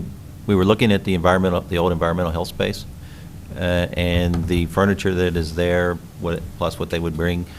There is no additional cost. That's what was so nice about the space, that they could move in. As far as paint, I've not walked through there in a while, so I would assume that if it's free rent, that they would be willing to pitch in or participate in the cost of the paint. If not, then the county can absorb that as well. But I don't think it needs to be immediately painted right now. I think it looks fine for what they're doing. And the floor covering's in good shape as well, so. So there would not be a rent cost? That is what. They're going to save because now they're paying rent. And therefore, that money that they are currently paying for rent would be able to be expended into their services and broaden their services. And the county is currently paying rent on that space? We do currently already pay rent there, yes. And utilities and everything else? That's correct. Okay, any other questions? Thank you both very much. Thank you. Next on our agenda is item 4.4, EMS, transition from scheduled non-emergency transportation services. And we have Alan Thompson and Jimmy Lynch here to talk with us about that. Commissioners and county leadership, we thank you for the opportunity to be here tonight. On page 101, there's a detailed explanation of what our proposal is, and then on page 156 is a cost-benefit analysis of what it costs to provide these services. What we're here tonight to present is a proposal to move away from the provision of non-emergency stretcher transports. What that is your scheduled hospital discharges, doctor's visits, scheduled routine appointments that really have become a responsibility of the Emergency Medical Services program by default. Back in 2003, we had been out of the business for some time providing these scheduled transports, but due to the non-availability of private vendors, of quality private vendors to provide that service, we got back into the business of doing the non-emergency transport service. What we have found now is we have identified some of the practices that we're involved in, trying to identify best practice, and then also looking at some of the processes and the cost centers associated with those. We've identified that there are some options with private providers to provide this service. Our desire as an emergency medical services agency is to focus on our mission statement of providing advanced life support emergency care and promoting community wellness. And we believe in making the best use of the advanced training of the paramedics that we have in Cabarrus County. To provide the non-emergency scheduled transports takes about 160 hours of training. To be a paramedic takes about 2 years of training or a little bit more to get credentialed to that level. EMS in North Carolina is a mandated service as far as providing for the 911 response, the emergency services. The non-emergency transportation piece of that is not. What we've identified through the cost-benefit analysis is that last year, when you view the cost of the service versus what we were collected with billing, is that we lost $30,895 last year, which essentially is about $33 per call. Had we collected everything on the revenue side that would have been available, it would have been $17,113 of revenue. So last year we run 1,067 non-emergency calls, which were considered billable, and that's not a substantial enough volume for us as an emergency agency to basically break even with what we need to. And some of the challenges that we face are the CMS and the Healthcare Finance Administration guidelines, which pretty much identify what we can collect on non-emergency calls. A better proposal or a better use of those resources with a private non-emergency vendor, they've already got the infrastructure in place to do that, particularly over several counties, to where they can handle some of those losses while they're making ends meet in other areas. The positions that are currently being occupied to provide the services with our non-emergency division, there's 4 slots, and those are outlined on the cost-benefit analysis, would be moved over to fill some potential vacancies that we have proposed for the FY16 budget. So none of our existing employees would lose their jobs. They would be transitioned into other roles with additional training. It would offset the cost for the expansions that we're proposing in FY16. So our proposal in closing tonight is that we would allow, or that you would consider allowing the award of a franchise agreement to a quality private non-emergency provider, and we would recommend that that would be effective with the new budget year, 1 July 2015. And we would also suggest that that would be for a 1-year period to be reevaluated, and if we're happy with those services, then that's the direction that we would continue in, and then if not, we would revisit it. One piece that is important to remember is that regardless, if we were to award as a county those services to a private provider, we still, as the EMS system, retain quality control over the services they provide, and that's outlined in the North Carolina Office of EMS Rules document, which is a piece of General Statute and North Carolina Administrative Code. At this time, I'd be happy to entertain any questions that you have. Yes, ma'am. Okay, the comment says non-emergency services will be provided by another agency at no cost to the county. So how would this other agency get funded?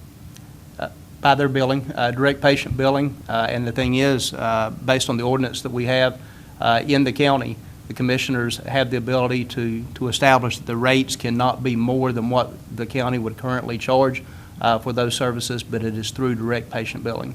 Same way that we're doing it now from a standpoint. We bill the patients, we get what we collect, so we can establish those rates as a county.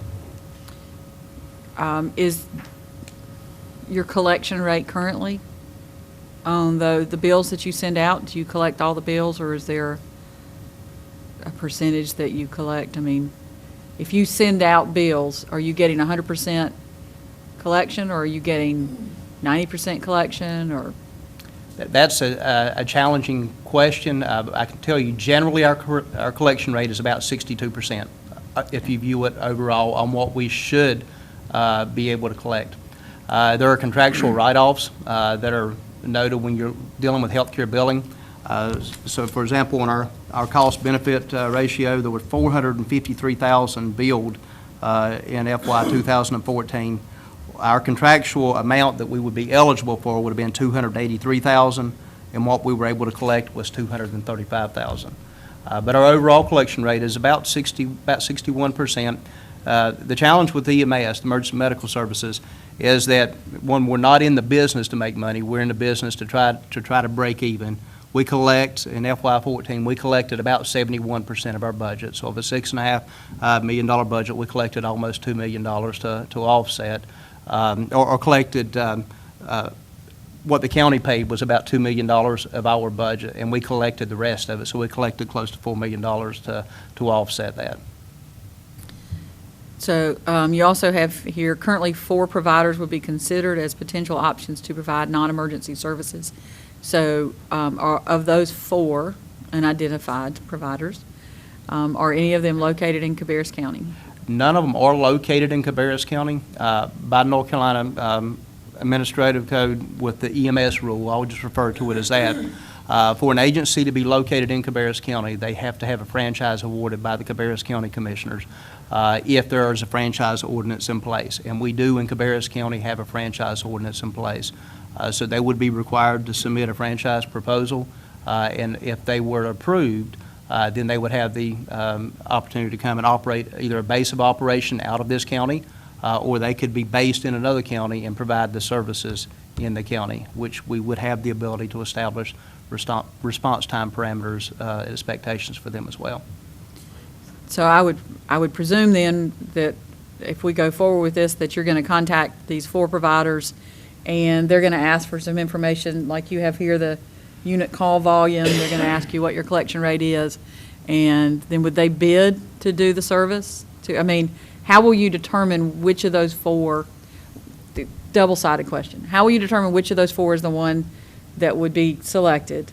And 2, how would they be able to determine that the money that they collect, the fees they collect, are going to cover their cost? Because nobody's going to do it and lose money. Right. So if we go to the next step, how are you going to, what are some parameters you're going to use to select the provider? And then do you think that, is it logical to believe that someone at a 61% current collection rate would take that on? Does that make sense? Let me answer that in 3 parts, Okay. if it's okay.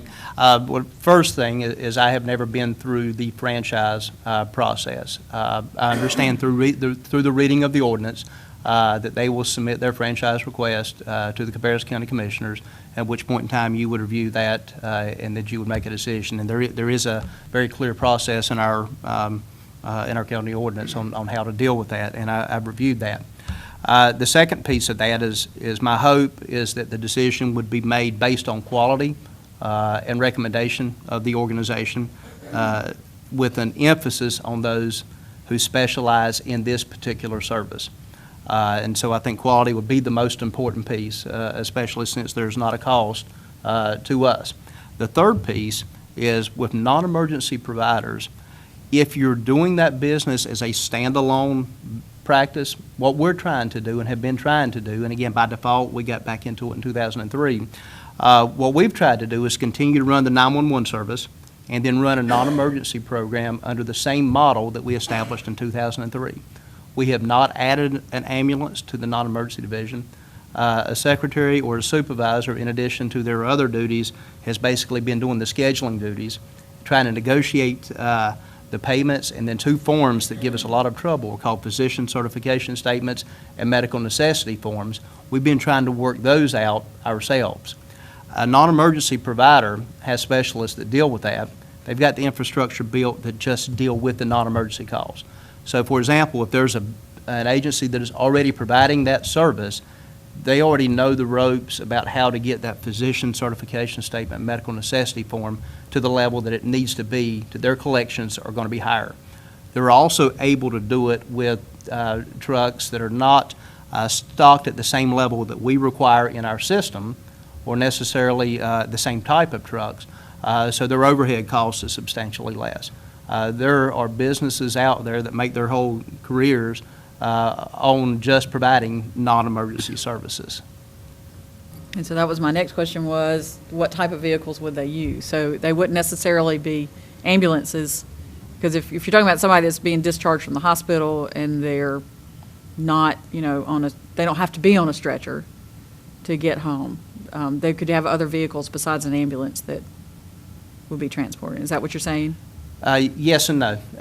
Yes, for the non-emergency stretcher transport, which is the piece that we're involved in, then it does have to be a stretcher, and it does have to be an ambulance certified in North Carolina. For what we do and the payload that we carry on our ambulances, we use a dual axle truck with a certain payload, and we have them certified at an advanced life support level. For the provision of non-emergency services, they could use a van-style ambulance. They could use a single-axle ambulance because, one, they're not carrying what we are carrying, and they're not required to respond to the same type of calls what we're responding to. The second part of what you had mentioned is there are some providers that provide wheelchair transportation. Now, nursing homes, for example, they do receive funding to where they're supposed to provide some of that for their residents. It doesn't always happen. That's part of the challenge that we run into. We frequently get requests for a hospital discharge for a patient that's sitting in a wheelchair when we get there.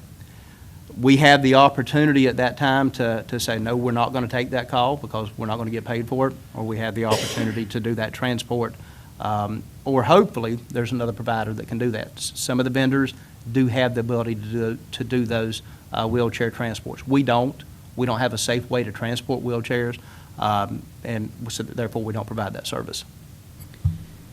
I'm almost done. You're fine. So the company, so in the selection process of the four, I'm going to say four because that's what you have in the document. Yes, ma'am. We would try to get some evaluations that their current customers have said about them, something to know what kind of quality, you mentioned quality, what kind of quality service that they have. Would that be part of the information you're getting? That would be my recommendation.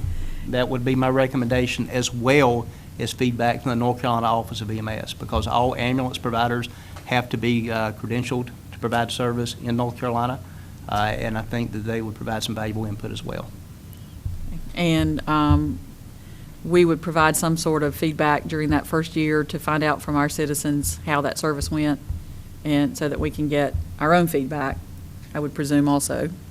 Somehow, we would want to be able to randomly survey their customers or the people that they serviced during that first year to make sure if we wanted to continue with them. I think that would be most appropriate. I mean, that's why I put that piece in there for 1 year. I think that we need to make sure that whatever agency we select that is providing a quality service, and if they're not, we determine how best to do that. And again, we maintain quality control over a private service. They would have to participate as part of our quality and peer review committee that Mike and I serve on, the county manager and I serve on. So any issues would be brought before that group. And if there were any transport issues, they would carry the proper risk management coverage, and they could not, because of the agreement, nobody could come back on the county if anything happened as part of the franchise ordinance in the county, limits of liability, insurance requirements are all established in the franchising ordinance in the county. Yes, what he said. Yeah, we will have to follow all of the legal responsibilities that we have to enter into a contract. There are some additional ones in the franchise agreement that gives us a little more authority and oversight, and even some quality assurance, I guess, a better handle on that than if we were just hiring a new vendor. We're sort of at their emergency or at their mercy. By having the franchise agreement and the leverage of losing that franchise agreement, we have a little more leverage on quality assurance as well. So, I mean, I would think that I'm going to be positive and say that by going in this direction that we would get a company who is going to provide very good service and everything's going to be positive and there aren't going to be any problems with it. That would be my hope, that we would move this way. And at the end of the year, though I would say that competition does seem to help, or at least we believe competition helps in activities in private sector. So I don't know if you do the franchise agreement with an option to renew, or if at whatever point at the end of the year that it would be worth going back to these 4 companies again and just making sure that things are still where they need to be. So I'm very risk averse, as you know. So I just want to make sure that whoever's doing it is providing that good level of service and that it also protects the county from any liabilities, and that, most importantly, the citizens that are going to be using the service are getting a good quality service. I know you and your department, and they all provide a quality service. So, we would want that to continue, and I know you would too. So, I'm encouraged. I am encouraged by the language in the franchise ordinance because it requires their records, their operation to be open for inspection at all times, and again, we retain the quality control with it. So, any reservations I would have had about quality, I think the language in the franchise ordinance for Cabarrus County addresses that very well.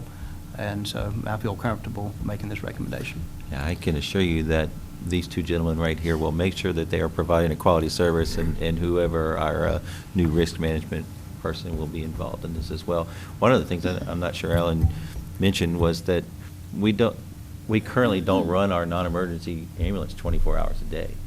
So in those off hours, we're still getting calls. So we're picking them up with a full service ambulance. And sometimes that ambulance is carrying a non-emergency patient, and the alarm goes off, and 911 goes off. So we're shifting, we're moving around, so it's causing a little stress on their activities too. Thus, but that cost really doesn't show up in your numbers. That's correct. But it's potential liability to us, and then it's very expensive to run a non-emergency call with our paramedics who are highly trained in running those expensive trucks. And you have a number of openings that this would help with your hiring, the current vacancies that you have. Yeah, if the budget gets approved for July 1, then yes, ma'am, we'll have some openings. Okay. And so what we would be approving this month is just to proceed with this process. And then, but before the 1st of July, you would bring to us the actual franchise agreement for us to be able to look at and then approve. That's correct, yeah. That. In order for it to become effective July 1st, we would need to start that process now, as soon as you give us permission at the regular meeting. So we will start that process of searching out a quality firm. Okay, Commissioners, other questions? Commissioner Honeycutt? Could you repeat what you said early on in the process about the fee? I think you said something to the effect of, I was just wondering about the cost versus now. And didn't you say something about you could control the cost or something to that effect? Yes, ma'am. One of the questions would be that if a non-emergency service came in unregulated from a standpoint of what they charge, is that perhaps they could come in and charge $600 or $700 or $800 for a non-emergency service. And that's a service that we're providing right now for $350 a call. So the way that the franchise ordinance is worded is that their rates that they charge to the patients cannot exceed the Cabarrus County allowable rates. So there wouldn't be any gouging per se of rates to try to make up for that difference. So essentially, it's a contracted service provided at the charge that we have set as a county, that you have set as a Board of Commissioners. So I'm sorry, to ask on that, or follow up on that, does that mean that the agreement will state specifically that this type of call could not exceed this dollar amount? Yes, ma'am. Or, okay, because if you just say can't exceed Cabarrus County's amount, then there might be a debate on what that amount is. So I can't remember off the top of my head if we have a schedule, like a chart of accounts for your services that specifically state, I think we do, right? Okay. Yes, So ma'am. that would be attached to the franchise agreement so that they would know before they got into it, this is exactly what you would be able to charge. Yes, ma'am. Okay. I think that helped. Diane?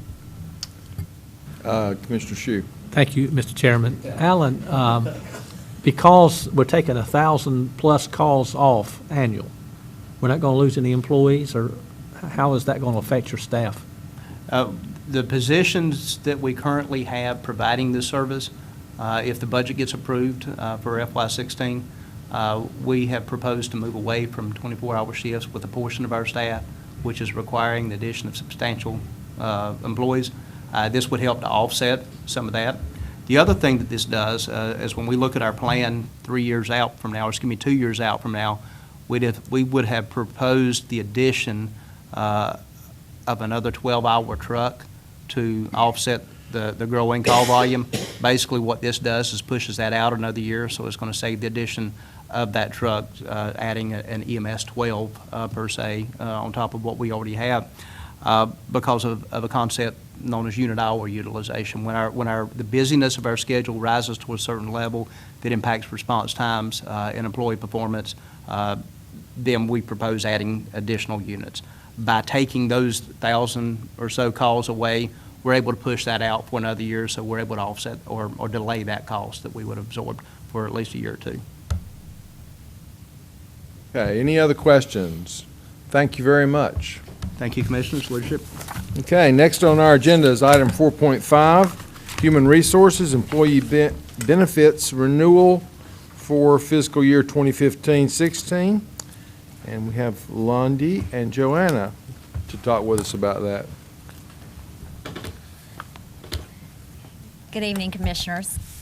As stated, we are here to review with you our insurance renewal for our employee health and dental plans. We are basically seeking your approval at this point on the plan designs.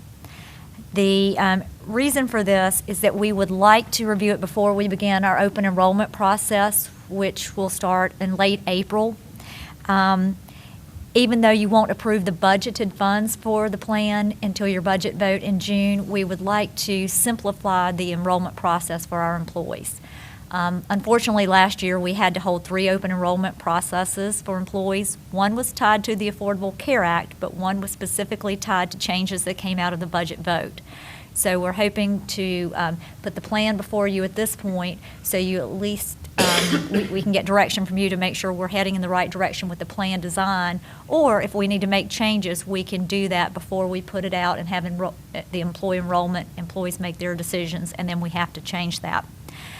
We actually did look at changing the benefit plan year to see if that might be another option, and in having conversations with the experts, we determined that it still is in our best interest to have a plan year that matches up with our budget year. So we would like to keep the plan year as a July 1 start. But again, the purpose of bringing it today is to give you some time to review it and make input into the plan. So Joanna Ray, our Health and Wellness Manager, is going to review briefly the health plan first, specifically some plan changes that are very minor for this coming year, and also the funding for FY16. So the first slide that you'll see on page 108, it has our current plan design that we have for 2014-2015, and then the last 2 columns, 2015-2016 renewal, is what our proposed plan design will look like. Joanna, So as you can see, Joanna, we have... Excuse me, I don't want to interrupt. Yeah. We've got 3 new board members. Okay. So what is our current plan design? What are we, why is there 4 columns up there instead of just 1 or 1 and 2? And Yeah. what are we on? Okay. And we're self-insured. Yep. So the first, the 2014-2015 renewal, the current one, we have 2 plans. We have an open access plan, and that has a copay for your primary care physician of $30. And then you also have copays for prescription drugs. Everything else falls under the deductible and coinsurance. There's also a deductible currently under prescription drugs for $150 for the preferred and non-preferred brand name drugs. So if you go to your specialty, if you go to the ER, you go to urgent care, inpatient, outpatient visit, it all falls under the deductible. For an individual is $1,000, and then it rolls into a coinsurance. And what the coinsurance is where the member, the employee or dependent covered, will pay 20% of that cost, and then Cabarrus County, because we're self-funded, will pay 80% of the cost. Once they reach that out-of-pocket maximum, and the out-of-pocket maximum is your deductible plus your coinsurance. So, for example, you have your individual of $1,000, and then you have your coinsurance limit of $3,000. Your total maximum out-of-pocket is $4,000. Plus, you do have your copays for your prescription drugs. So that is how the OAP plan fund works. Then the other plan that we have is the consumer-driven plan that's paired with a health savings account. And we currently have the health savings account with a credit union. And the health savings account is funded through Cabarrus County. As you can see, last year, July 1, we put $750 into that account. Employees can fund that additionally. They're allowed to change how much they fund it throughout the year, and they can only put on based what the IRS limits, the maximum allowance based on individual or family coverage. The individual deductible for someone is $1,500. So in this plan, there's no copay. They have to pay 100% of the cost. So if you get a prescription drug, you have to pay 100% of that copay. If you go to your primary care physician, you have to pay 100% of that charge, which is the contracted rate that we have with Cigna. So once you meet that individual deductible of $1,500, it goes into the coinsurance, which is the 80-20, where you will pay 20% of the cost, and then Cabarrus County, because we're self-funded, will pay the 80%. The maximum amount is $3,500 that you would pay. Once you hit that $3,500, Cabarrus County funds the remaining portion of the cost for your medical expenses. We do have a stop-loss coverage for, with this plan. So once we reach a maximum, then it's paid by another insurance carrier. We don't have to fund that, and that's $100,000. If I can just insert too, we went to the health savings style plan several years ago to try to encourage our employees to be better healthcare consumers. So the plan designs, as you're seeing, have been in place with slight changes for the last several years. We're currently running about 40% of our employees in the health savings plan. The other 60 would be in the open access. And if you have questions, we're happy to sit down and go through in more detail any of this information with you. So that's how our current plan works, and it really does promote consumerism. If you get a prescription drug, to get generic versus paying a preferred brand drug, going to the ER, maybe I shouldn't do that because that's going to be a lot of money. Maybe I should go to the Minute Clinic and see what it is. Now we have that other options in place. So the renewal for July 1, 2015, the HSA, the consumer-driven plan with the HSA will remain the same. So that won't change at all. The open access changes that we have highlighted, that's all based on the Healthcare Reform Act changes that we need to implement. So you can see the $150 deductible for your prescription drugs will go away. However, you'll see that cost increase in your coinsurance limit to $3,150. So that's kind of a shift. There's a couple different reasons why I talked about your out-of-pocket maximum. before, currently is $4,000, but you always have your prescription drug copays. Now with the ACA, your out-of-pocket limit will include those copays. So once you reach that limit, you will not have to pay any more copays. And a lot of that moving the deductible is due to the tracking reasons to make sure we stay in guidelines and don't go over that limit. The health reimbursement account is funded. That will be funded at the same rate as currently, and that is funded by Cabarrus County, and that can only be used for copays for medical expenses, so it can't be used for pharmacy. We implemented that a couple years ago as well, and that was when we changed the specialty visits from a copay structure to deductible and coinsurance to help offset that limit there. If you don't use that money by July 1, then it doesn't roll over to the next year.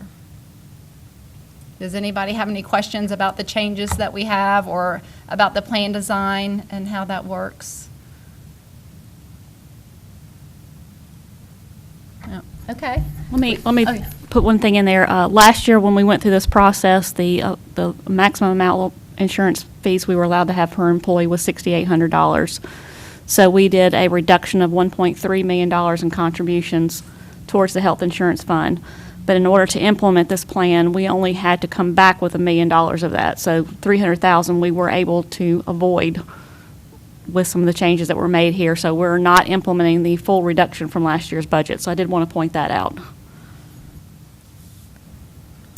So if you, on the next slide, on page 109, it just goes over the cost structure that we proposed for July 1, 2015.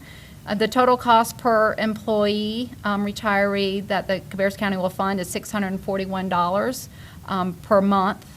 And then you can see for the spouse, children, family, are premiums by the employees of what they pay for that coverage. The employee cost of the plan, their premium is $100 per month. However, as you can see, when you go down Tier 1 and Tier 2, and that the fourth column, we have discounted rates. So if you're a non-tobacco user, you get a $50 premium monthly discount. And then also if you're an AIM participant in a wellness program or meet the guidelines, then you get an additional $50. So you can, some employees, and you can see the number of employees on there as well, of which rate they pay. So the employee cost could be $0 for employee-only coverage if they get the two discounts. So we have the rate structure for the OAP plan and then also for the consumer-driven HSA plan. Third column from the right shows that structure.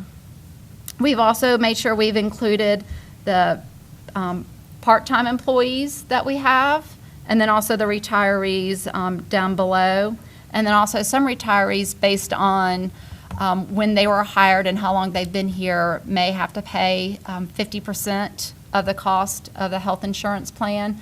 So we've incorporated that in as well.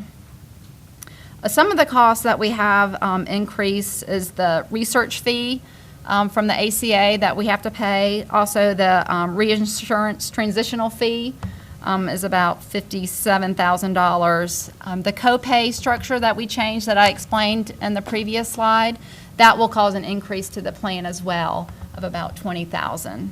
Also, I mentioned the stop loss insurance that we have.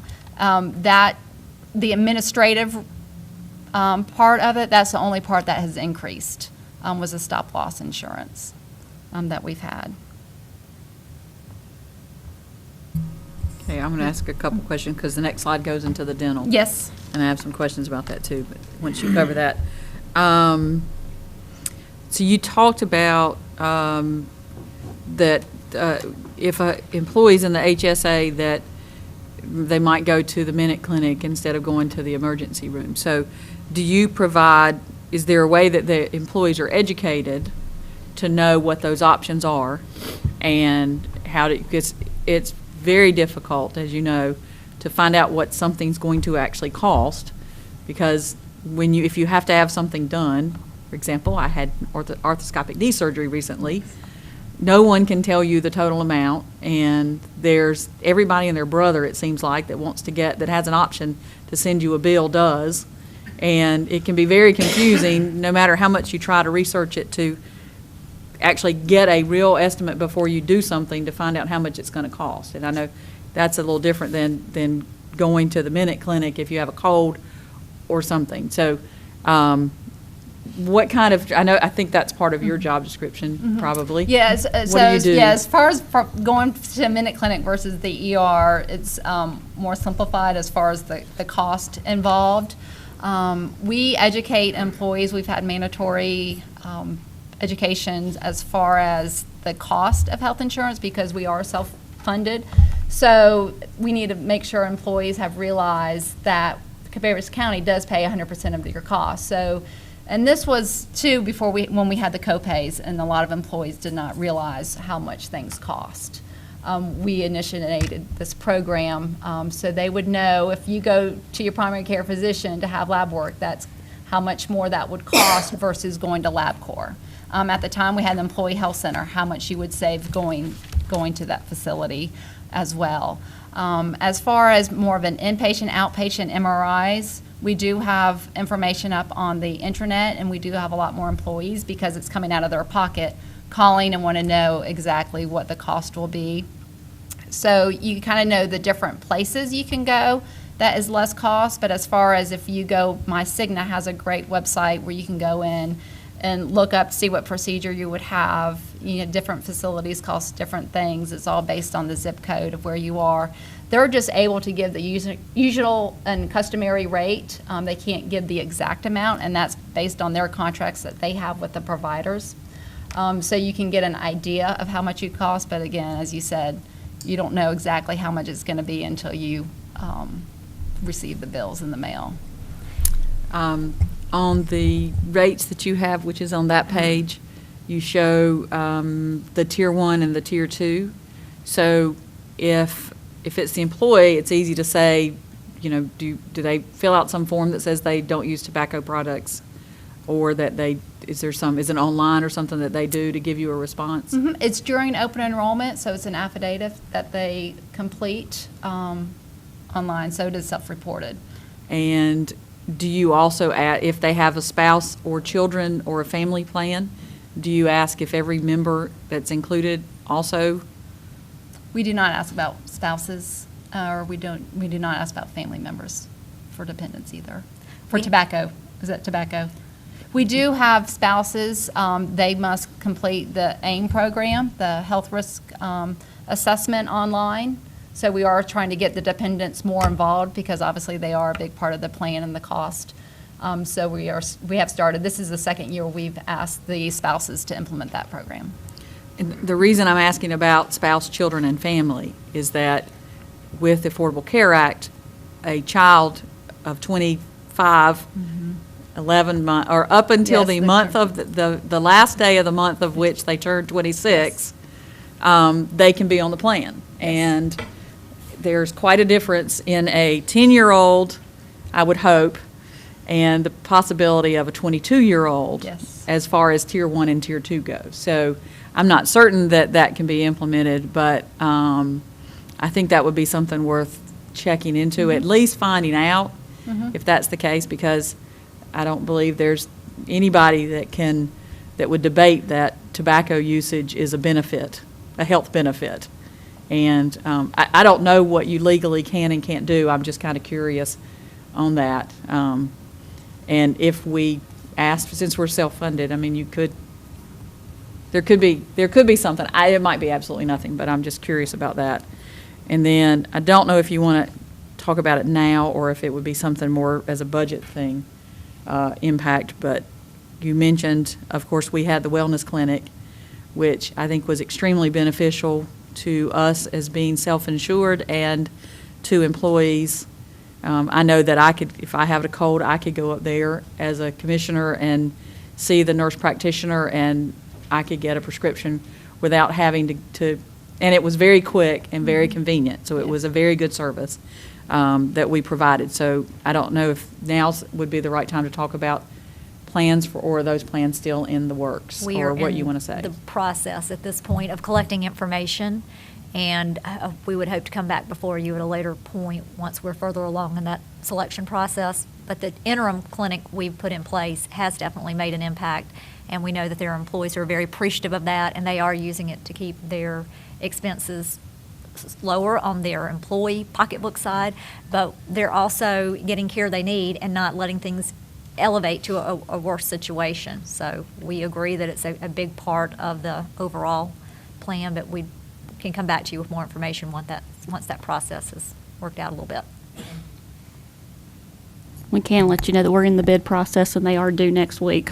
The 15th. So for permanency, we are, and the cost of the estimated clinic is in the insurance rates to replace it.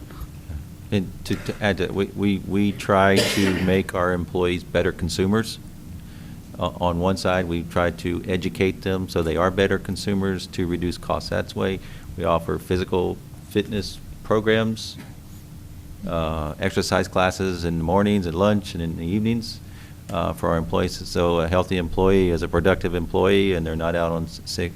They're at work and they're working, and they're also a happy employee. So the benefit that you allow us to offer our employees is fantastic. It's a multifaceted approach. We educate, we provide the ability for physical fitness, and then you also provide the clinic, which is another option for them. And why is the clinic beneficial to us, to you, for expenses? Because it's a fixed cost, and that's what we're going for. If we can drive all of our our needs to that clinic where we know the cost, it's a fixed cost, and we can avoid those other costs that you see sometimes. Sometimes it's not avoidable, but as Joanna said, if you go to your physician and you're required blood work, you're going to pay a fee there. If you go to our clinic and get it, then you're going to pay a negotiated fee, and it's fixed. So we are in the process, as I said, to finding a permanent solution for the clinic, and we think we've got some good ideas, and we're working collaboratively with others for other cost savings that we will look forward to bringing to you, and hopefully that it will work out for all of us. So thank you for what you do provide to us and allow us to provide to our employees. I guess we're going to talk about dental now, because that is a change. And basically with dental, we are coming before you with two options that have been presented to us. We have a recommendation we would like to make, but we wanted you to see both options. One option is to remain fully insured as we are today. It would basically be with the same two plans that we have. There is going to be an increase in the premiums for employees with that option. So the second option our broker presented was to look at a self-funded dental plan. With that, it would eliminate some fees, and again, Joanna will go through the details of that, but either option provides the same two types of coverage. It's just how we would strategize the funding of the self-funded option. Totally employee paid on the dental. Yeah, so the dental plan is totally paid by employees for employee coverage or employee dependent coverage. It's paid 100% by them. This current year that we're in, where it says 2014, 2015, we have been fully insured. We did go up on rates this past July 1, 2014, so we did have an increase there. We did not change the plan design that we have in place. The coverage has remained the same. It works, a lot different than typical health insurance. Dental, you have a maximum that you can spend that includes cleaning or whatever services you need. And then after that maximum is reached, which is $1,250 per person on the plan, then it's funded by that member utilizing the service. So if you look at the fully insured and the cost, and then we have two options for renewal for July 1. We can keep it fully insured. That's where we just pay a base premium, each month based on the members covered, which is deducted by the employee's paycheck. If we go that route, within the two options, we have a PPO option and a passive PPO option. The PPO option is where you have a set medical providers that you have to go to for dental care. If you go outside of that, that's considered, what you hear out of network. And then you also get a special rate on different services. The passive PPO option, which is the majority of our employees are on, just because they've had this plan, they like their dentist, they want to continue to go to their dentist, and their dentist may not be in the PPO option.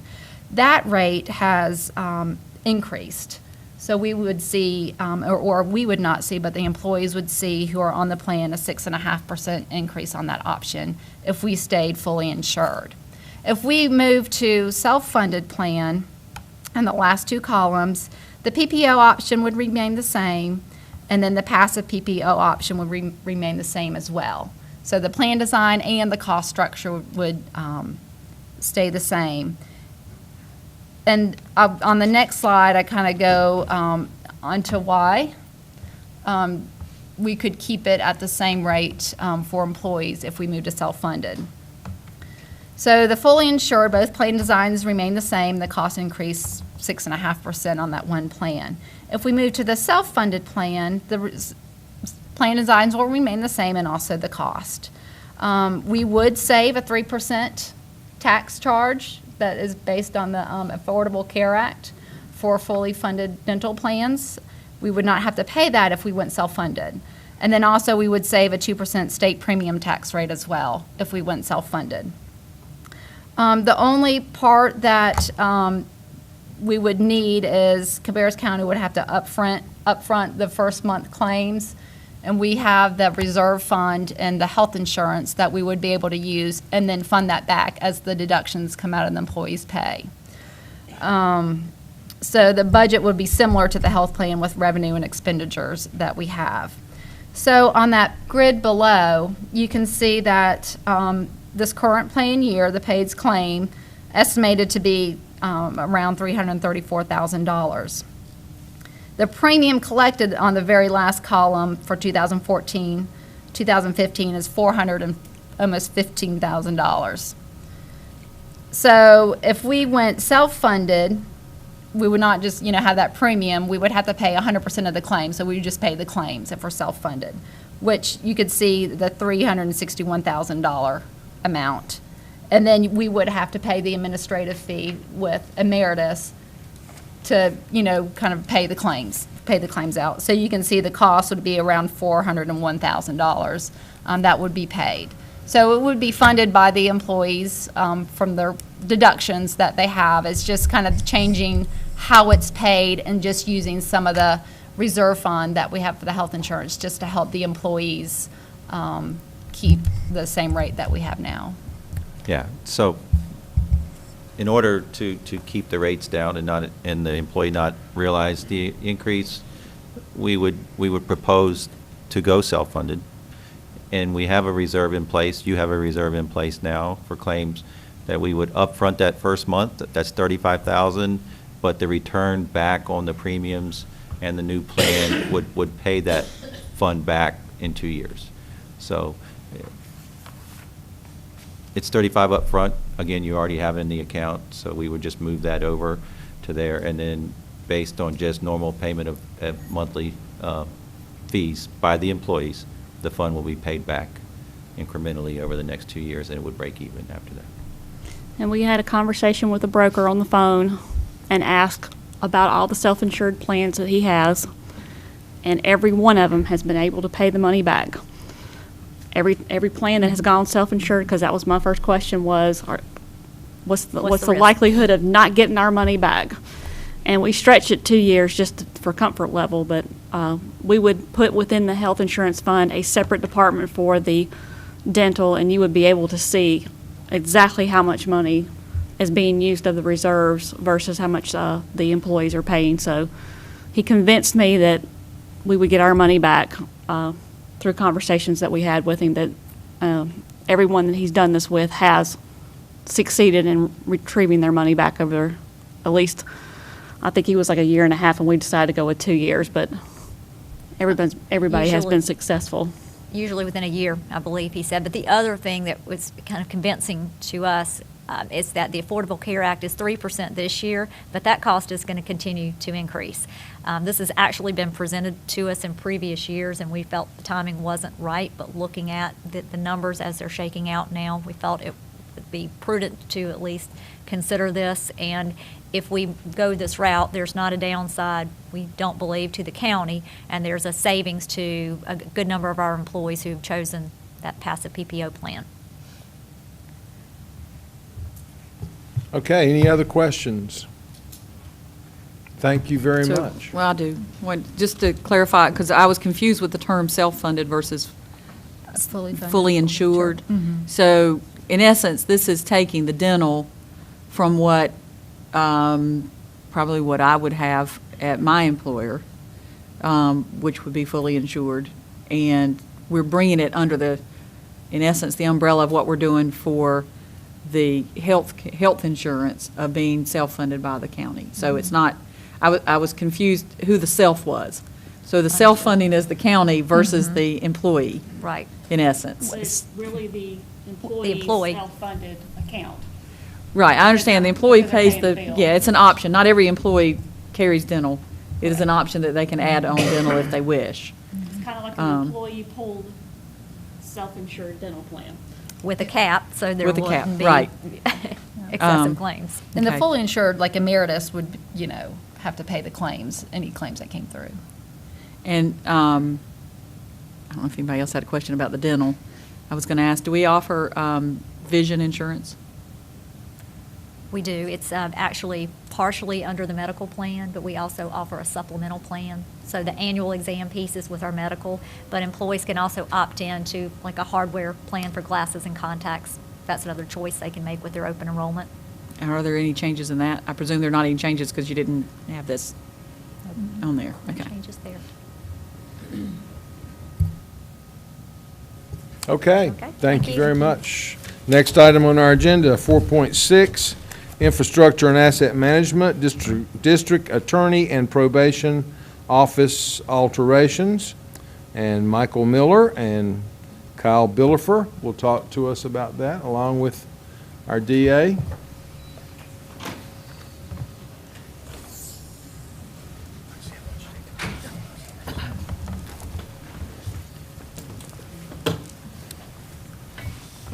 Good evening.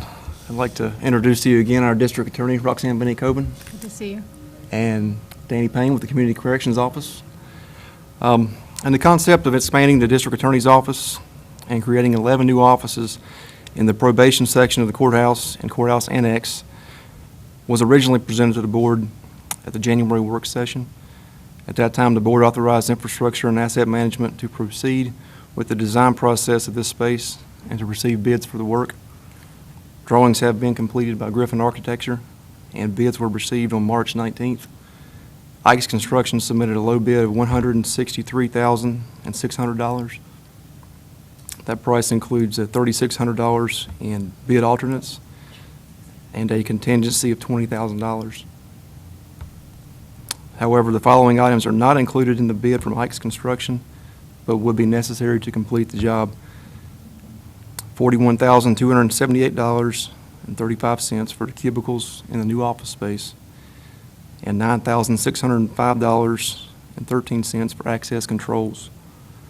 The county would also be responsible for data cabling in the new offices at a cost of $5,400, and for providing furniture in the district attorney's office at a cost of $16,822.57.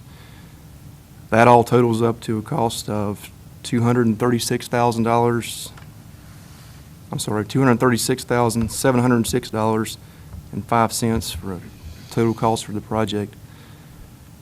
Those funds are available entirely in the construction and renovation account. And our requested action of the board would be to approve the bid award and authorize the county manager to execute the contract between Cabarrus County and Ike's Construction, subject to revision by the county attorney. Be glad to answer any questions that you guys have. Michael, Sir? Can you explain a little more detail where the funds are coming from, that they're available to use for the? The funds are available through Where are you getting them from? cost savings and other projects, and Pam can tell you exactly where. I'll help him on this one. We have a construction and renovation fund where we have transferred monies for particular projects that the board has approved. And the finance department did an evaluation of the projects to the status of where they were. And the latest project for across the street for the old jail demolition, the courthouse annex, and the parking lot had approximately, all right, Jonathan, I'm not really good about adding these in my head, 160. So about $163,000 was left over from that project, which would be put together to get to the $236,000. We have some other funds that were left over from an HVAC project, from a courthouse chiller, from the Concord Fire Station project, some other renovations from Franklin Park. So there was approximately an additional $208,000 that's left over from other projects. And what we felt like we could do is, for this particular project, to fund it out of the excess funds that were in here, and to also look at some of our CIP projects for next year's budget, to utilize some of these funds before we start accessing any additional funds from the county. So we were trying to use up any monies that we had left over in any project funds to take care of some of the particular projects that were necessary to go through with this. So that's where we're requesting to take this money from, so we can move forward and go ahead and start this particular project. So the majority of this actually comes from money that was saved on that annex, the parking lot, and the demolition. So we're funding it with money that was left in that project. And I think foresaw from the beginning when it was first planned that this provides space, and you've all been on the tour now and seen the space constraints we have. The annex renovation provided some immediate space, but it also provided some shell space that allows us to do things like this. So we're required to provide these offices for probation, and this is allowing us to do that. But then in addition, the district attorney's office, and of course she can speak to that directly, is very strained in their space, and you've also seen that. It's not just their space, it's how they utilize their space, and this allows us to make some renovations that can really help them with that. Excellent. Other questions, commissioners? I'm going to assume, and you should never do that, that the cubicles and the other items, the furniture and all of those things were bid? Those are actually state contract items. So those are on the contract that's negotiated with the state, and And you're not allowed to bid when it's a state contract? ordinance allows us to get a price without bidding if it's something that's on straight state contract. So essentially, the state has already bid those. They've already brought them down to that lower price, and we're able to take advantage of that. Okay, I think I recall when I was on the Board of Education, I had an issue with that, but because that sort of eliminates our local people, they don't get an opportunity to participate. Well, we're actually, who we buy it from is up to people who are willing to extend that price to us. So we do have local people who have been providers for us in that case. With cubicles, we actually I think one is out of Mecklenburg and one is out of Stanley County. That's as local as we've been able to get. Okay, I just want to be sure we're spending the very least we possibly can. Yes, ma'am. Okay, other questions? I think the tour that we all went on was extremely helpful for us to understand what we see on paper here and what the needs are. So, thank you very much for being with us I'm sorry, tonight. let me ask one other quick question. It's creating 11 new offices that are for probation, so those are the people that will be in that. Probation department is who's going to move into this area. Yes, ma'am. That's correct. In the basement. Yes, And ma'am. they're currently where? Those are new positions that Right. are being added. Actually, 2 of them are in training right now. The 3 of them are just taking turns in a cubicle because until these people are trained, we don't give them any caseloads. So mostly right now, they just check in at a cubicle and then we send them to work and shadow other officers.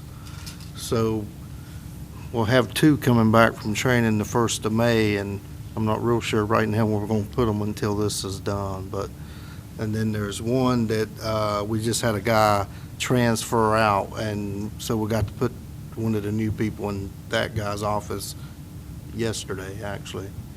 So, so that person will be replaced, the guy that just left, and then that would probably be a couple months before we get him hired. But the others are basically in training right now. All 11 are in No, training? and then the other 6 were moving some of the judicial service people that set up the cases. If y'all took the tour, y'all see them.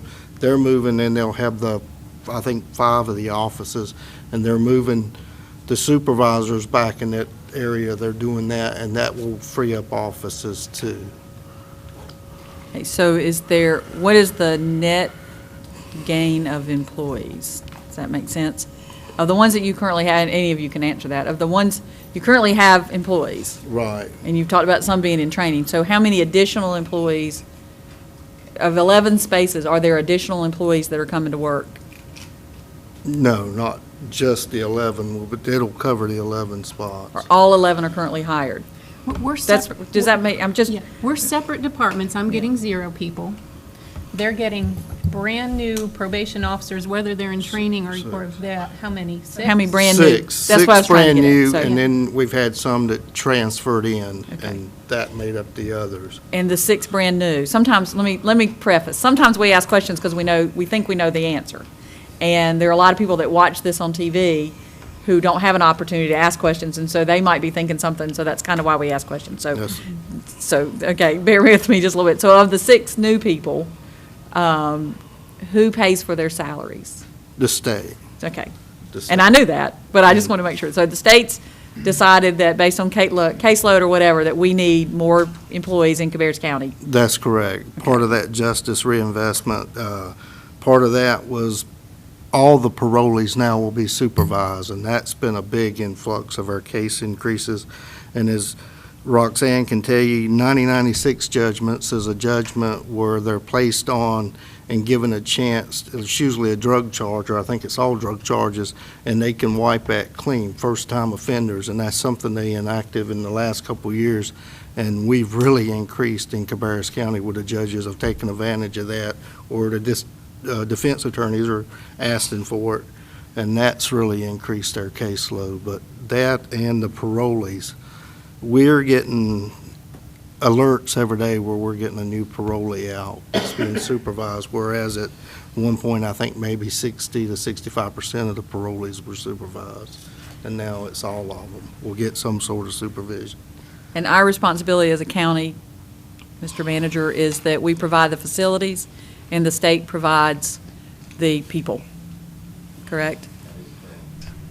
Okay, because we get asked that all the time, so we're not increasing the number of people that are there, the state is, but we are required to provide a facility and a place for them to operate out of, and that also speaks to the need for this renovation and for these expenses to make sure that those persons do have a place to operate out of. Yeah, and the furniture, like the desk, file cabinets, the state pays for that, and we have that in storage somewhere.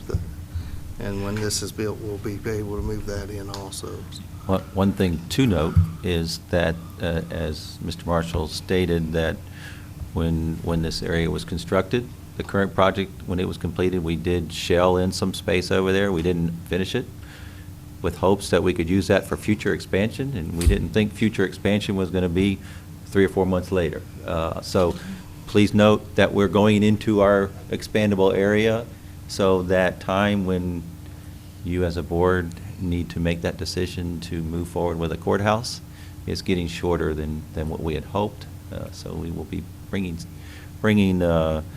ideas and recommendations to you fairly soon about when that needs to take place, or at least the need to start planning for that, because that's a large building and we can't build it in a year. So we will be making probably several more tours with you guys and more conversations with Ms. Vanikoven and the state probation, parole, and senior juvenile services, I guess, and then also with our judges. So again, we are moving into space that we had hoped that was going to help us be able to expand in the future. Well, the future is here, so just want to keep you abreast of what we're doing there, so. And we are not increasing a budget in order to do this. This is all covered by funds that were left over from previous projects. So we're just shifting money that was already in a budget. That's right. And it's in for facility-type It's project. in the construction and renovation fund, so it's exactly for these purposes. Okay, so that's what I want to make sure. And then I want to take a personal point of privilege, if you will, for a second. Thank you again, for those of you that may or may not have known. Roxanne was wonderful and gave up her lunch hour to address 8th graders about careers that are available in the law enforcement area. We also had probation officers there. Mrs. Quinn was wonderful, and I do not remember the other gentleman's name.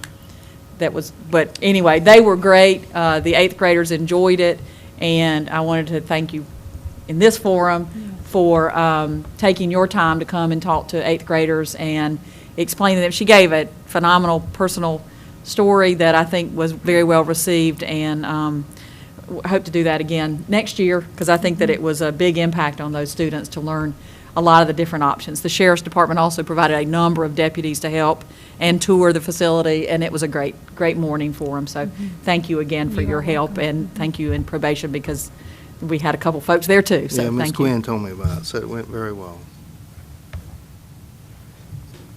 If you could take more of those 8th graders on the tour and guarantee us that none of them would avail themselves of those services, we would not need to build a new courthouse. I don't think that either the district attorney or myself would make a guarantee on anything at this point when it has to do with anyone, any person, not just anyone, not just 8th graders, but anyone. Right. And I think you have a future employee over there with Forrest. You have a guest with us today, so in case you get on the camera, I don't know, we can make sure we recognize your son being here. I presume that's your son. Yes, thank you. He's been very patient. I appreciate that.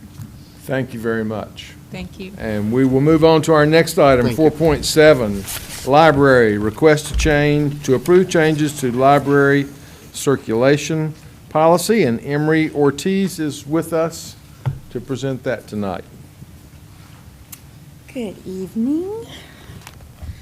Okay. So I've been meeting with library staff for the past couple months to review policy. And our circulation policy was the first one that we wanted to address, and we had a couple goals here. The first one was to simplify a little bit for staff purposes, and we did that by consolidating several patron types. As you can see on page 2 there of my little packet, our limited checkout patron type was about 4 different patrons at one point. Or 4 different types, and we've consolidated that into one. Another goal was to increase access to materials to our patrons and ease of use, which we've done by adding different collections that can circulate now. We're going to begin, if approved, circulating magazines and allowing for additional renewals. And we hope to also simplify the process of getting interlibrary loans, which allow patrons to access materials in systems other than our own. Right now, we are charging the cost of that service at whatever the shipping cost is. So right now, it varies. In this proposal is to change that to a $3 flat fee. Our reference staff did kind of a comparison and found that the average is about $2.80, $2.90. So $3 would cover the cost of that shipping. Our other goal is we would like to create kind of an organizational structure that is a little bit more comparable to surrounding counties. And in terms of revenue, our only kind of 2 sources there are our overdue fines that we get, our overdue fees that we charge, and book sale items. And so we have proposed an increase to both of those items. The overdue rate for materials would be set at 20 cents a day rather than 10 cents a day. And that is every county that we touch. They're set at least 20 cents a day. So right now we're relatively low. And the other part of that would be increasing the items that we sell at book sale, which are donated items or items that have been withdrawn from our system, to 25 cents as opposed to 10 cents. So those are the changes. Attached at the back is that chart that will show you the comparison of relative costs with our surrounding counties. And I'd be happy to answer any questions. I have a question. I just, sure. Whatever you think. There are times during the year when you offer the avoidance of overdue fees by doing canned food drive. Yes. Are those dates specific, like that it always happens based on a certain event of the calendar? Yes, if I'm recalling correctly, it's the 2 weeks after Thanksgiving that we do that food for fines. Yes. So my question would be, would you want to include that somewhere in here to say during this time? I mean, you determine the time. I'm not saying when and what it would be. And I do believe that is included in our fines and fees I may have missed page. it. So. Let's see. Yes, food for fines. Under the fines and fees kind of schedule packet, it is number 4 there.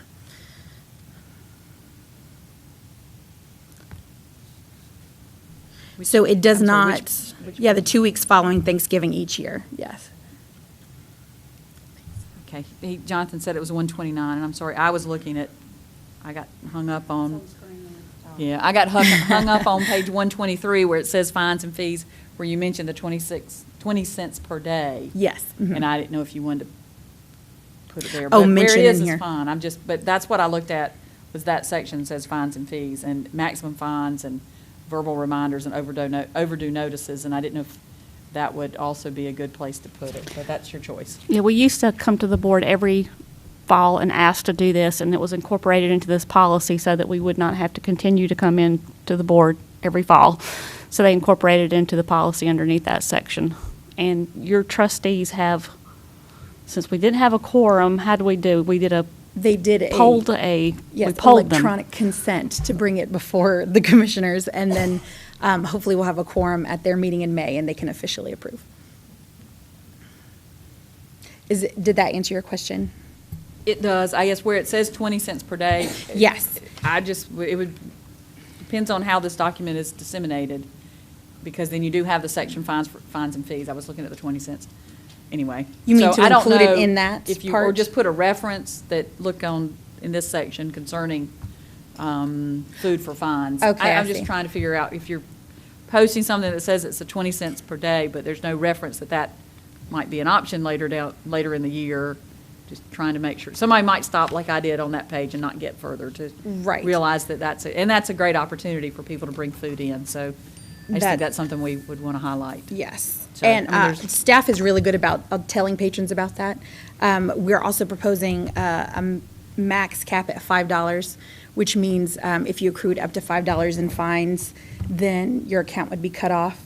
But especially once we get close to the food for fines kind of time period, staff is really good about referring patrons to that. And I used it myself last year, so it's been great. We collected a lot of food last year. It's been very helpful. Okay, any other questions? I think this is needed. I'm sorry, but 10 cents a day is not going to get me to bring my library book back. Well, and if you do I bring it could back keep on it a time, you whole don't have week to pay for anything. 70 cents. It costs me more than that to drive up to the library. So I think this is very fair. Thank you very much. You're welcome. Okay, next item on our agenda, Planning and Development, Juke Weatherization Program, and Kelly Sifford is going to talk with us about that. Good evening. We have a unique opportunity here. Duke Energy has started their own weatherization program, but it works in a unique way. They are offering to rebate on work that was done through our state weatherization program so that we get additional funds that are non-federal, non-state funds for work we already did and got reimbursed for through the state. The additional monies are only, the big requirement is that they have to go back into the fund that they came from. So we would put those back in and be able to expand the service. One of the things that we think is a great feature about this is that we can put it into the health and safety portion of the program, which is a difficult part for us to make work. they don't give us enough money in that area, we can actually save up and replace knob and tube wiring in houses that we can't weatherize or properly weatherize. We can do the knob and tube. Right now, we can't afford to do it, even though it's a activity that's allowed under weatherization. So it gives us some flexibility to be able to do some things that we wouldn't be able to do. As far as I can tell, our only potential risk in this is if we went out and spent that money and they came back and said we did something wrong, but we would want to fix that anyway. It would be the same thing as the state monitoring program that we have today. So are there questions? So you're not going to spend any of that money until you have that money? Correct. Which is typically how we would do things. We don't spend money until we have it. Exactly. I have already worked out with Susan a plan for how that would be handled. So when we would get that money and it comes into a revenue account, and we would move it to the expense account at that time. Because we don't have any idea really how much money this is going to produce either. So I wanted to keep it completely separate in that way. Other questions for Ms. Sifford? Thank you very much. Thank you. Okay, next item is 4.9 DHS, Senior Community Services Employment Title V Program Divestment, and that's Ben Rose. And I think that was one of the items that was added to our agenda, so you might find it towards the back. Yes, thank you, Chairman Morris. We did add this item on the agenda as some information came in last week regarding potential avenues for Title V administration. Title V is a federal program that basically it's federal funds that flow to the state, and the state disperses them throughout the counties. And it's basically funds to help citizens 55 and older receive training and workforce development. Majority of this is done through subsidized employment. So you basically have a host agency that will take a Title V recipient. They will go in there and they will actually work at a job and be paid a salary. That's a subsidized salary. And that host agency will actually pay a little bit of match. So it helps those that are maybe out of the workforce get them retrained and reprogrammed so that they can get a job after a certain period of time. We have, as a county, historically administered this program. It was done through the Department of Aging, and of course, when we consolidated a couple of years ago, it became a DHS program. The county provides a social worker case manager for this program that oversees and administers the program, finds host agencies, ensures that timesheets are being done and work is getting done, provides training opportunities, soft skill trainings as well, such as resumes and so forth. So we do provide that service as a county agency. Last week, the Area Agency on Aging basically put out that they were seeking applicants for the grant, and they informed us that counties have been moving away from this program, and in light of that, that the AAA would be willing to actually apply for the grant and administer the program if that was a county's choice. Over the past few years, this program has been cut tremendously. We had, I think when we took it on, or at least when we started the consolidation process, I believe there was as many as like 39 slots. Now there's like 13. So it's been cut back tremendously over the past few years. And we, Kathy and I met with a couple of the other staff and felt like that perhaps this might be a good opportunity, since there's so few slots, to go ahead and divest of this program and let the area agency area on aging, let's just say AAA, and or any other eligible agency. There's nonprofits can apply for these funds as well too. That will be a decision that's made by Raleigh, and the funds could be awarded to anyone or could not be awarded at all. But we felt like it was probably a good time to go ahead and divest of this service since it has such a small participation caseload. And what we would do is the staff person that's dedicated to that, we would actually reallocate them to our mandated services, such as Work First. We are in the process right now of coordinating a new project where Work First social workers will deal with not only the Work First side of services, which is mandated, but they'll deal with the public assistance side as well, Medicaid and food and nutrition. And we'll be able to pardon me, I have a cold, so I'm getting choked up. But we'll be able to draw down some of the reimbursement for those services. We would be, by divesting this back out to the area, to the AAA, we would be giving up our local match, and of course, the monies that we do have involved in the staff that do support the program. But the good thing is the program, if the funds are awarded, would still continue. It would just be administered by a different agency. So that's our recommendation to you, and this was received last week, and we have to make a quick turnaround decision, so that's why we added it to the agenda. And if Kathy has any other, I think she has some actual information on the cost and some stats, I believe, that she pulled together, if you'd like to hear some of that. Yeah. Basically, the personnel that we have, the cost that we have involved with salary and fringe is around $54,000. We usually, the grant or the funding usually covers only about $4,000 of administrative costs.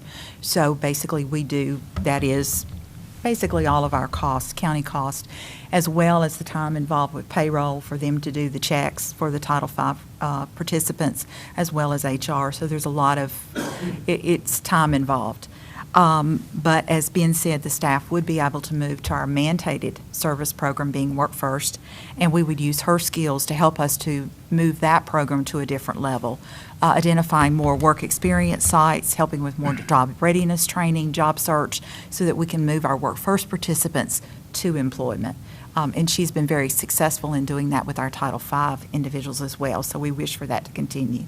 She would also be carrying a small Work First caseload as well, so that she could pull down some of that reimbursement from food stamp and Medicaid, as been referenced. We do have 13 individuals right now that are various agencies. We have we have 5 that work for us at the Department of Human Services and 1 at Active Living and Parks.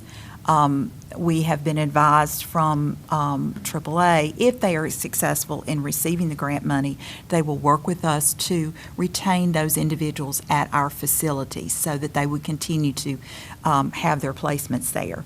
So looking at that, then our only cost for having those folks on site would be approximately 10% of what the hourly wage is, which is around 73 cents times their numbers of hours worked. So for one person, you're looking at around $200 a quarter that we would basically send to the agency that is successful in getting the grant.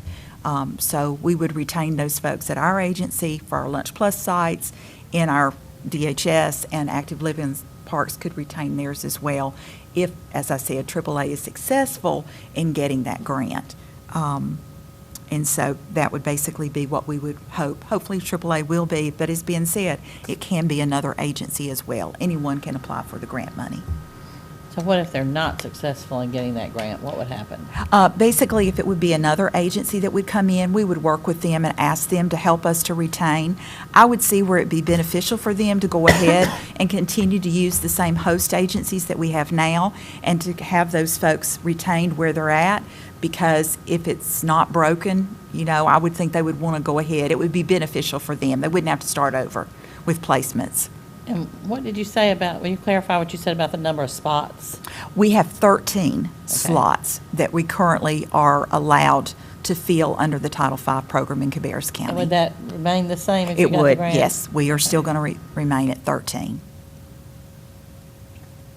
This is another program that's either federally or state mandated that one of those 2 entities are cutting back, whether it's cutting back in cash contributions or cutting back in available funds for our folks to bring in participants and help them.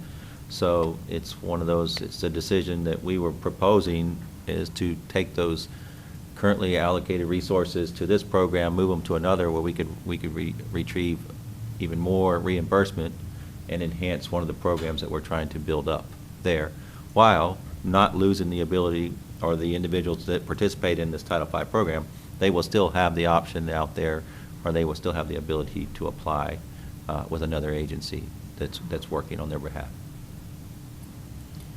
I have a couple questions.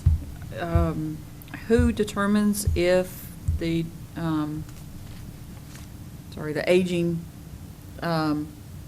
AAA, you call it, but who Who determines if they get it or another agency gets it? The Division of Adult and Aging Services at the state. So that, a COG, with their branch in COG, is who that amounts to?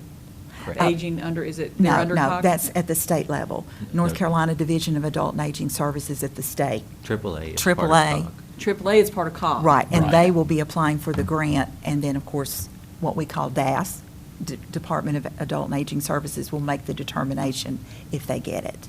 Okay, so, but it's a general knowledge from other other entities that might be interested in applying. You don't know at this point in time if somebody else is going to No, ma'am, we likewise do- apply. we do not. So, I'm going to say COG because that makes more sense to me. Okay. So, are they applying for all of the counties that are in their region?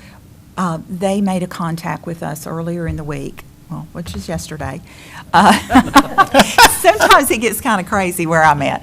But anyhow, they did call us and they did tell us, what they wanted to do was wanted to gauge the interest if we wanted to apply for that grant. So that is why I went to Ben and Mike for guidance. But they said that if we were going to apply, then they would not apply for the Cabarrus area. But if we did not have any interest, then they would. My understanding from them, of the 9 counties in Region F, it was us and Iredale that were still undecided. They would encompass all of the other counties in their grant application. Okay, so the idea is that they would cover everything Yes. in their region, Mhm. in the COG If we did region? not, yes. Okay. Mhm. Is there any way, is there a need, first of all, you mentioned 6 people, you said there's 13 slots, but you mentioned 6, 5 at DSS and 1 at Parks. Yes. Okay, so are the remainder of the 13 slots, they're somewhere else? Right, they would be like at the Habitat Restore, Goodwill. They are located at nonprofit organizations throughout the county. Okay, so we have filled all 13 slots? Yes, we Okay. do. Is there any way, is there a need, or is there any way to, if we move forward and we tell COG we're in with them applying, is there a need or a way to put in writing that that if they got the grant funding, Mhm. that at least initially those 13 slots would be funded? If they got, it would be contingent upon them getting the funding, I understand that, but I would not want them to get the funding and then say, oh, well, you're only getting 10 now. No, they So- have to, the slots would remain at 13. Is that based on Cabarrus County, a population number or something, or how are those slots determined? I'm not exactly sure. I think it does look at population. It also probably looks at economic situations because there is a priority most in need for 55.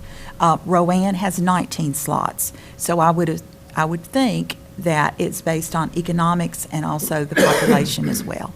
And so I would have no problem if we got 15 slots.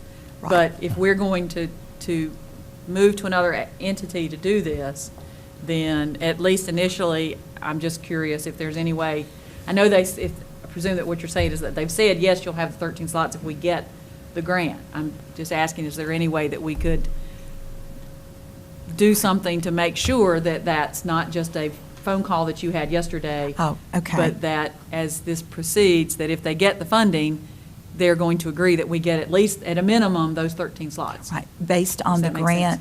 grant information that came down from the state, Cabarrus is slotted for It is in 13. there. Okay, I just wanna make sure Yes, uh-huh. that number Every is county- somewhere so that right, that number it is. can't Every become- county has their individual slots. That's what I want to make. I want to make sure that number doesn't become less. No. By virtue of it going over 9 counties and not what you're doing in Cabarrus County, because Right. I'm not saying that they're not looking out for our best interests, but I know you are. Right. So I want to make Mhm. sure that we're not losing anything by moving in that direction. The way I if that makes understand it, sense. the slots are actually Determined. determined by Raleigh, Right. not by the COG. So they would Yes. say you have funding for Cabarrus County, this number of slots. Yes. That's what I wanted to make sure of, Mm-hmm. because I didn't want, for some reason, if we took it somewhere else, that we lost. Right. Right. I And think there no was matter. nothing but a phone call that you had yesterday that said we weren't going to lose Right, anything. right. Again, I'm not questioning them, and I'm not questioning you, I just want to make I sure there's something understand. where it's written. Yeah. so. With whatever agency would receive the grant funding, it would remain at the 13, Okay, unless thank the you. state deemed it different. Right, and I Okay. understand if the state changes, I just want to Yes. make sure that whoever got the funding couldn't make a change. Right. That's Right. correct. For some That's reason. correct. It's Okay. delegated by them. Mhm. Okay, any other And questions? our part is $200 per quarter for each of those 13 slots, is about what you said that Okay. the We county's would, cost. we would not be paying the $200. We would only be paying the county would only be paying if we have those individuals at a site, a county site. Okay, so for the Okay. 6, For the other ones, right, for the We pay the 6, we $200 pay. per quarter. But then for the remaining 7, those agencies that they are They at are pay. responsible for paying. so but the Yes. budget impact for us is that, right now, 6 people at $200 per quarter, and we would pay that to whoever gets the grant. Yes, ma'am, that is And that's correct. part of this 10% non-federal cash and non-federal in-kind match that we would Right. be required to do as the county. Yes. That's correct. Thank you. There would be no other budget impact. You would actually gain, we wouldn't have a budget impact for us that would. Right, no, we should see net savings overall from an administrative standpoint, because we don't have Right. the local match, and then we can pull down reimbursement for I like the worker. savings. Thank you. Any other questions? Thank you very much. Thank you. Thank you. Okay, next item on our agenda is another addition. This is a resolution regarding House Bill 463. All of you have copies of that that were handed out previously. We had, at our meeting with our local delegation on March the 13th, we discussed this extensively, and of course, there are developments that have taken place since that time. This is regarding the changes to the membership of this Board of Commissioners and how they're elected. We had thought that that would not come up this year, and actually, we had been told that it would not come up this year, but the bill was presented, so we felt it appropriate to let our local delegation, as well as those committee members that might be considering this in Raleigh, know what our position was on it. Did you have anything to add to that, Manager Downs? No, sir. If the board deems that they want to approve this, I would ask that you, I think the legislature, they're on spring break right now, so I don't think any action is going to take place this week, but they do come back next Monday. So I think it would behoove the board to suspend your rules and approve this if you so choose tonight, so that we can get it in the mail tomorrow. And I will go ahead and read the resolution so that our audience can hear it. And this is a resolution regarding House Bill 463 and redistricting of the Cabarrus County Board of Commissioners. Whereas Representative Larry Pittman, Cabarrus delegation member, proposed to increase the membership of the Cabarrus County Board of Commissioners and to provide for 6 electoral districts and 1 at-large district, and whereas neither the Cabarrus County Board of Commissioners nor the citizens of Cabarrus County were made aware of this proposal until March 13th, 2015, at a meeting requested by the Board of Commissioners to discuss local and state issues with the Cabarrus delegation.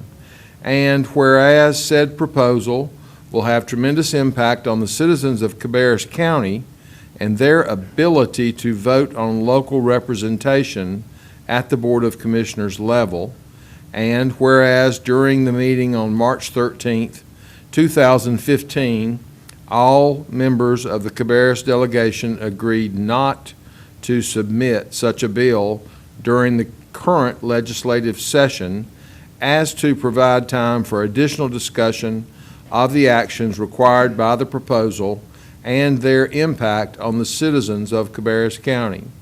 And whereas during the meeting on March 13th, 2015, the Cabarrus delegation advised public input and feedback through a variety of methods would be highly desirable before considering and submitting such a bill, and whereas on April 2nd, 2015, the Cabarrus Board of Commissioners discovered that Representative Pittman moved forward with submitting House Bill 463 without the knowledge of the Cabarrus County Board of Commissioners.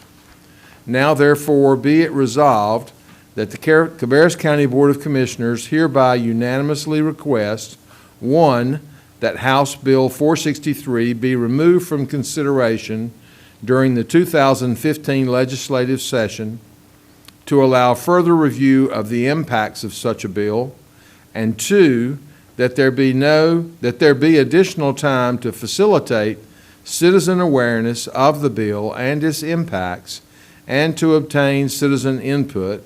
And 3, that future bills impacting the composition of the Cabarrus County Board of Commissioners only be submitted after mutual discussion and consideration of Cabarrus County citizens and at the request of the Cabarrus County Board of Commissioners as their powers and authorities to alter their membership and composition are outlined in North Carolina General Statutes 153A-58 and 153A-60, and adopted this 7th day of April 2015, should you approve it. And I will open the floor up for any comments or questions. Yes, sir, Commissioner Mr. Chairman, Shue. I'll make a motion that we amend our rules to go ahead and make this an action item tonight. Okay, we have a motion to suspend the rules. Do I hear a second? Any further discussion? All in favor, say aye. All opposed, no. So now the floor is open to entertain a motion to approve this resolution. I'll make a motion that we approve the resolution as written. Okay, we have a motion. Do I hear a second? Okay, any discussion? If not, all in favor, please say aye. All opposed, no. Motion passes.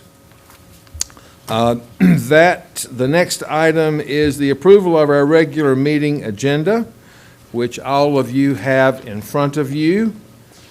I will point out that I think all of the items that we have discussed tonight are included on our consent agenda, which leaves us with no new business. So those of you that are not in favor of shorter meetings can change that around if you want to. I would make a motion that we approve the agenda. Second. Okay, we have a motion and a second. Any discussion? If not, all in favor, please say aye. Aye. All opposed, no. Motion passes. We do have need of a closed session tonight to discuss economic development and personnel issues, and we will be inviting Margie Bukowski and Pam Dubois to join us. And so we would need a motion to go into closed session. Make a motion that we go into closed session. Second motion. Have a motion and a second. All in favor, say aye. All opposed, no. Motion passes. Thank you very much.